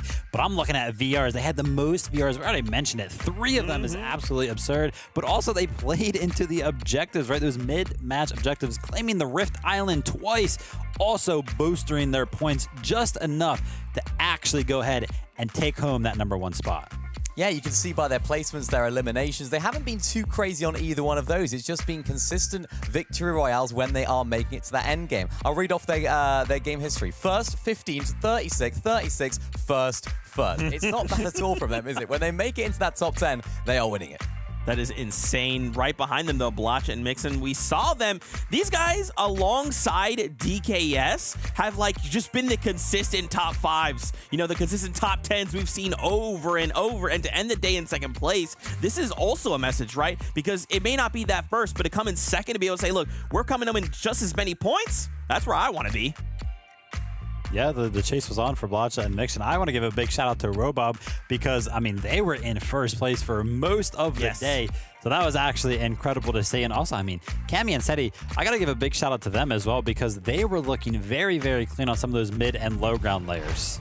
Yeah, they really were. We got to see a little bit of what we used to see from them playing those mid to low ground layers, playing hip to hip as we do expect from this duo, and not too high on the eliminations. We saw them kind of try and switch their strategy a little bit today, try and go for eliminations earlier on, and I think they're just kind of finding their feet in this current meta, in this current way that they're playing, and I'm sure that they're 6th on the leaderboard today. I'm sure if they make it to finals next week, they'll be looking to get a better performance, and I believe they will, to be honest. Yeah, the no mobility is definitely a difficult obstacle to overcome, right? Because a lot of these duos are thinking, are we being contested or do we have mobility? Let's go get Surge. That's not the case, right? So many of them have to come up with new plans, and with the reintroduction of that Siphon, they're all thinking, all the plans we had, let's reassess those, right? So much adapting has to be happening here in the game. I also wanted to highlight Vico and Pink, right? A duo that just recently came together. They're trying to make a spot in Globals, and honestly, they had a good showing today. Yeah, and I mean, honestly, I was watching this last game right here. Of course, they're going into it. Vico and Pink both alive, and they were looking very, very healthy. But unfortunately, soon after, Vico did end up going down, and Pink was actually left to solo clutch it up. And he put on a run. Me, Zeke, and Minnie were watching. We were like, hold up, like, I thought Vico was supposed to be the one that was mechanical on this duo. Yeah, it's absolutely right. I mean, Pink was doing a great job. I mean, what's that? 7 eliminations you can see at this stage of the game is absolutely massive for this team. And they're just able to play these layers so well. When you have 2 players that are able to be fraggy, I mean, we saw it with Robab and Axforce. This is a team that will be able to replicate some of that success as well. If they can fix a few of their mistakes in mid-game, make it to more of these end games as a duo, this is where this team can really find success. And it's only week 1, the first time we're getting to see them perform in FNCS, and I'm excited. It's going to be so good, man. Remember, we have a couple more weeks here. Then we have Grand Finals, Last Chance Major. The next little bit for Fortnite is going to be absolutely nuts. Now, another special thing we have is actually an interview. We have one of the players we watched compete. He came in 3rd place today. It is none other than Roban. We will be getting to talk to him. And of course, a huge congratulations, ending the day in 3rd place after Major #1. This is a fantastic start. I want to know, though, how are you and your duo feeling about the day so far? I'm feeling good. Just like a bit of mistakes, and I'll make sure to fix them next time. Yeah, what do you guys feel like is maybe a hurdle you guys are trying to overcome? Because, like, look, 3rd place is still amazing, but obviously the work's not done. So what do you guys feel like are those little things you need to shore up? Maybe, like, just fix small mistakes. Like, don't be, like, greedy for, like, kills, or, like, just wait and play it slow. And, yeah, just get the end game. And you're talking about being greedy for eliminations, but it seemed like eliminations were the biggest factor in terms of getting you guys the most points. Is that the strategy for you guys? Just get as many eliminations as possible? Or talk to us about your strategy going into those end games. Our strategy is to be like aggressive, but also play slow and get like easy kills with the rifle. But I would say like this time, I think we overfrag a bit because this is usually not their playstyle, but it works, I guess. I mean, yeah, you went crazy on those eliminations. For you particularly, of course, you had an unbelievable amount throughout the day. What is the secret? I want to know. How do you play so effectively, staying alive into that late game and picking up eliminations? Just playing my life, I guess. I think like, just keep playing slow and don't overcommit stuff, and you will actually be like really good in the leaderboard, like really good points, and yeah, your place is very good. Yeah, I love to see it. Well, hey, Robon, thank you so much for your time. For the fans at home, where can they look to find you guys? On my Twitter or my YouTube, it's called Robon FN, both of them. Thank you so much, Robon. Best of luck in the coming weeks, and we hope to see you guys in the finals next week. There you go, getting to hear from Robon himself, a man of little words, but very much in the way of talent. My, oh my, EU has not disappointed, but gentlemen, I have to remind myself, tomorrow is NA, and I feel like if there's, maybe what's a thing we could take from EU that we're hoping to see incorporated into NA tomorrow? I think it's going to be the high ground, right? Maybe some of these NA teams are kind of watching, seeing how free a lot of these EU teams got away with the high ground. Not even necessarily the high ground takes. It's just like if you kind of had it during like 7th, 8th zone, you kind of just had it for the rest of the game. So maybe they'll watch this and go for a little bit more contesting on the high ground. I think a lot of teams will be contesting that Rift Island as well, because we've seen it make the difference right now. iDrop and Mappy ended up coming out on top because of the Rift Island points they managed to get. 30 is absolutely massive. So I think a lot of NA teams will be looking at that and thinking, if we get those points, then we could be in a similar situation. So I hope to see that tomorrow. Mid-game objectives, man. I'm telling you, they're very important. Now, very quickly, let's touch on the broadcast schedule. When are we back next? Well, don't forget, tomorrow, as we mentioned, we'll be back for the action over in NA. But if you want to see specifically the action in Europe, when that is, here is a breakdown for you guys. July 29th, of course, 2 big things to note. One, Grand Finals is going down August 12th to 13th. You want to come back for that because that will give us the top 10 going into Globals. But Last Chance Major, August 20th, will be the final opportunity to try and claim spots going to Global Championships. That is going to be some of the craziest and high-stakes play we've seen up until this point, so please don't miss out on both of these things. We hope to see you guys then. Now, of course, I've talked about it a lot because I'm super excited about it. Global Championships are coming up, and guess what? There's still tickets available. We have an amazing little ad. In case you didn't see it at the beginning of the show, we want you guys to check this out. This is the Global Championship. The best players in the world all battling it out. Insane matches already today. These are the moments that make these players championship material. One chance to make it happen, and they take it by force. It is going to be absolutely insane.